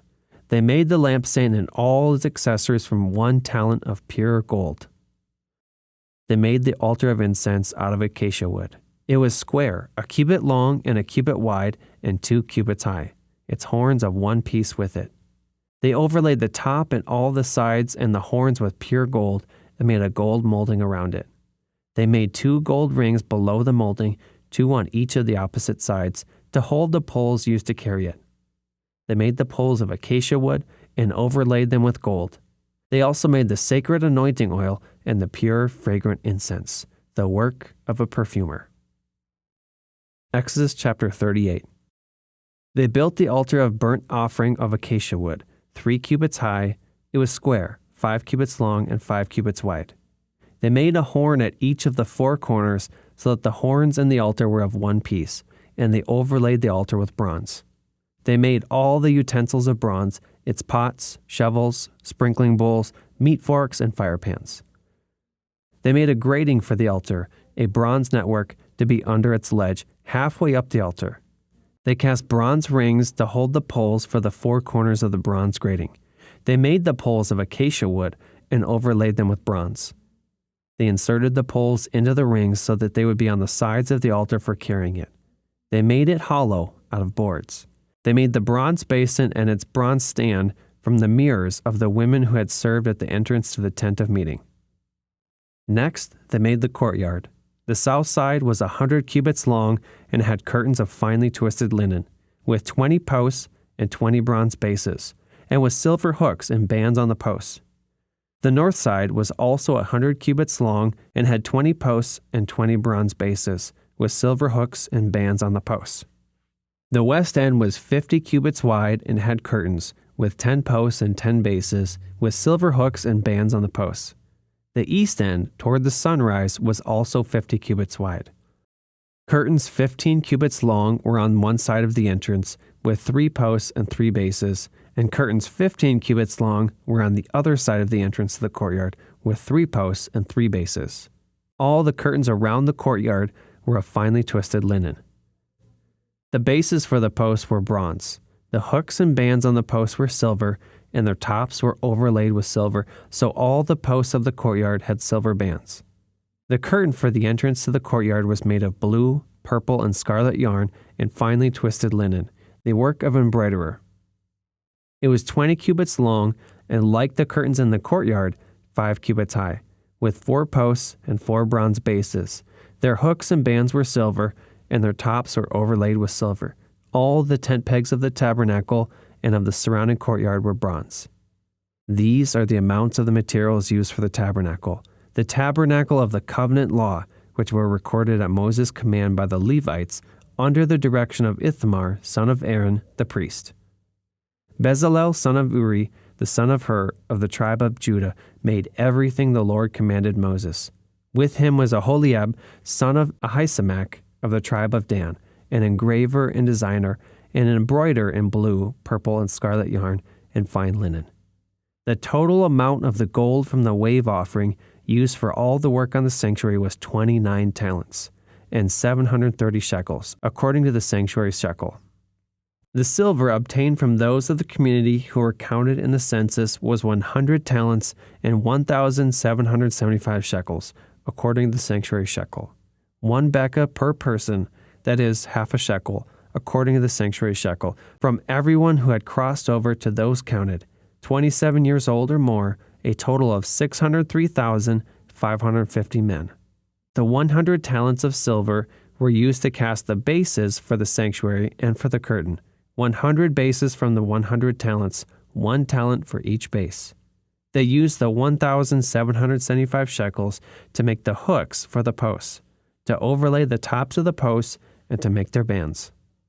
The bronze from the wave offering was 70 talents and 2,400 shekels. They used it to make the bases for the entrance to the tent of meeting, the bronze altar with its bronze grating and all its utensils, the bases for the surrounding courtyard, and those for its entrance, and all the tent pegs for the tabernacle, and those for the surrounding courtyard. Exodus chapter 39. From the blue, purple, and scarlet yarn, they made woven garments for ministering in the sanctuary. They also made sacred garments for Aaron, as the Lord commanded Moses. They made the ephod of gold, and of blue, purple, and scarlet yarn, and of finely twisted linen. They hammered out thin sheets of gold and cut strands to be worked into the blue, purple, and scarlet yarn and fine linen, the work of skilled hands. They made shoulder pieces for the ephod, which were attached to 2 of its corners, so it could be fastened. Its skillfully woven waistband was like it, of 1 piece with the ephod, and made with gold, and with blue, purple, and scarlet yarn, and finely twisted linen, as the Lord commanded Moses. They mounted the onyx stones in gold filigree settings and engraved them like a seal with the names of the sons of Israel. Then they fastened them on the shoulder pieces of the ephod as memorial stones for the sons of Israel, as the Lord commanded Moses. They fashioned the breastpiece, the work of a skilled craftsman. They made it like the ephod, of gold, and of blue, purple, and scarlet yarn, and of finely twisted linen. It was square, a span long and a span wide, and folded double. Then they mounted 4 rows of precious stones on it. The first row was carnelian, chrysolite, and beryl. The second row was turquoise, lapis lazuli, and emerald. The third row was jacinth, agate, and amethyst. The fourth row was topaz, onyx, and jasper. They were mounted in gold filigree settings.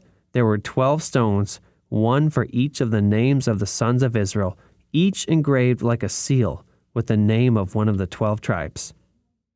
For the breastpiece, they made braided chains of pure gold like a rope.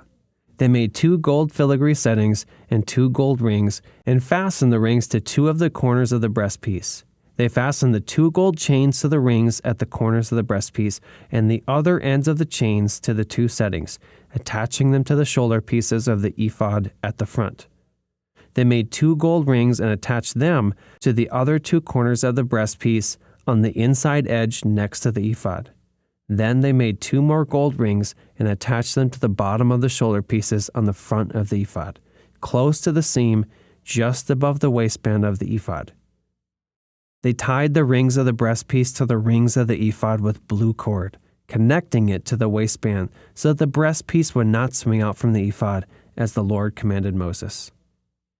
They made the robe of the ephod entirely of blue cloth, the work of a weaver, with an opening in the center of the robe like the opening of a collar, and a band around this opening so that it would not tear. They made pomegranates of blue, purple, and scarlet yarn, and finely twisted linen around the hem of the robe, and they made bells of pure gold and attached them around the hem between the pomegranates. The bells and pomegranates alternated around the hem of the robe to be worn for ministering, as the Lord commanded Moses. For Aaron and his sons, they made tunics of fine linen, the work of a weaver, and the turban of fine linen, the linen caps, and the undergarments of finely twisted linen. The sash was made of finely twisted linen in blue, purple, and scarlet yarn, the work of an embroiderer, as the Lord commanded Moses. They made the plate, the sacred emblem, out of pure gold and engraved on it, like an inscription on a seal, "Holy to the Lord." Then they fastened a blue cord to it to attach it to the turban, as the Lord commanded Moses. So all the work on the tabernacle, the tent of meeting, was completed. The Israelites did everything just as the Lord commanded Moses. Then they brought the tabernacle to Moses, the tent and all its furnishings, its clasps, frames, crossbars, posts, and bases, the covering of ram skin dyed red, and the covering of another durable leather, and the shielding curtain, the ark of the covenant law with its poles and the atonement cover, the table with all its articles and the bread of the presence, the pure gold lampstand with its rows of lamps and all its accessories, and the olive oil for the light, the gold altar, the anointing oil, the fragrant incense, and the curtain for the entrance to the tent, the bronze altar with its bronze grating, its poles and all its utensils, the basin with its stand, the curtains of the courtyard with its posts and bases, and the curtain for the entrance to the courtyard, the ropes and tent pegs for the courtyard, all the furnishings for the tabernacle, the tent of meeting, and the woven garments worn for ministering in the sanctuary, both the sacred garments for Aaron the priest and the garments for his sons when serving as priests. The Israelites had done all the work just as the Lord had commanded Moses. Moses inspected the work and saw that they had done it just as the Lord had commanded, so Moses blessed them. Exodus chapter 40. Then the Lord said to Moses, "Set up the tabernacle, the tent of meeting, on the first day of the first month. Place the ark of the covenant law in it, and shield the ark with the curtain. Bring in the table and set out what belongs on it. Then bring in the lampstand and set up its lamps. Place the gold altar of incense in front of the ark of the covenant law, and put the curtain at the entrance to the tabernacle. Place the altar of burnt offering in front of the entrance to the tabernacle, the tent of meeting. Place the basin between the tent of meeting and the altar and put water in it. Set up the courtyard around it and put the curtain at the entrance to the courtyard. Take the anointing oil and anoint the tabernacle and everything in it. Consecrate it and all its furnishings, and it will be holy. Then anoint the altar of burnt offering and all its utensils. Consecrate the altar, and it will be most holy. Anoint the basin and its stand, and consecrate them. Bring Aaron and his sons to the entrance to the tent of meeting and wash them in water. Then dress Aaron in the sacred garments, anoint him, and consecrate him so he may serve me as priest. Bring his sons and dress them in tunics. Anoint them just as you anointed their father, so they may serve me as priests. Their anointing will be to a priesthood that will continue throughout their generations." Moses did everything just as the Lord commanded him. So the tabernacle was set up on the first day of the first month in the second year. When Moses set up the tabernacle, he put the bases in place, erected the frames, inserted the crossbars, and set up the posts.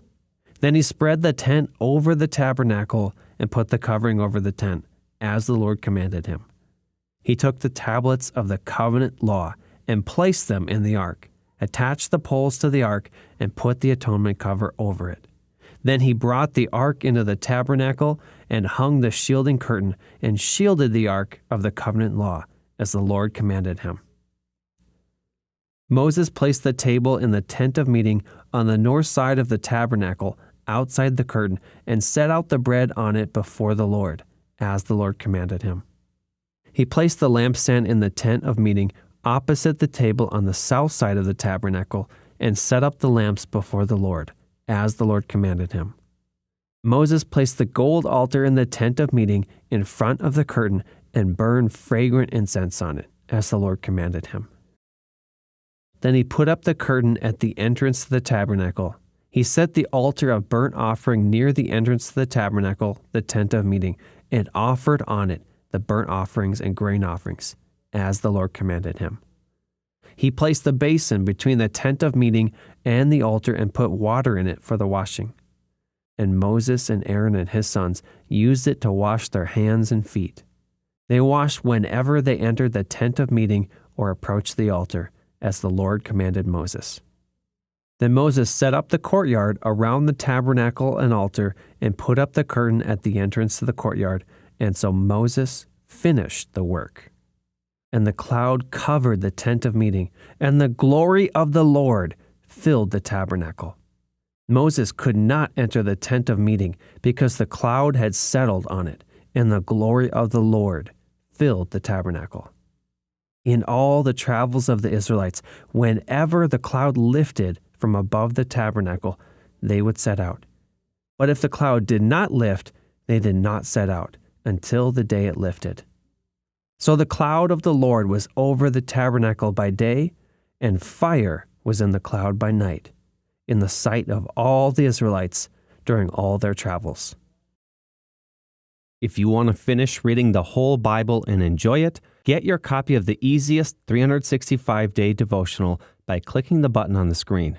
While you're there, you'll see how to get your free reflection journal.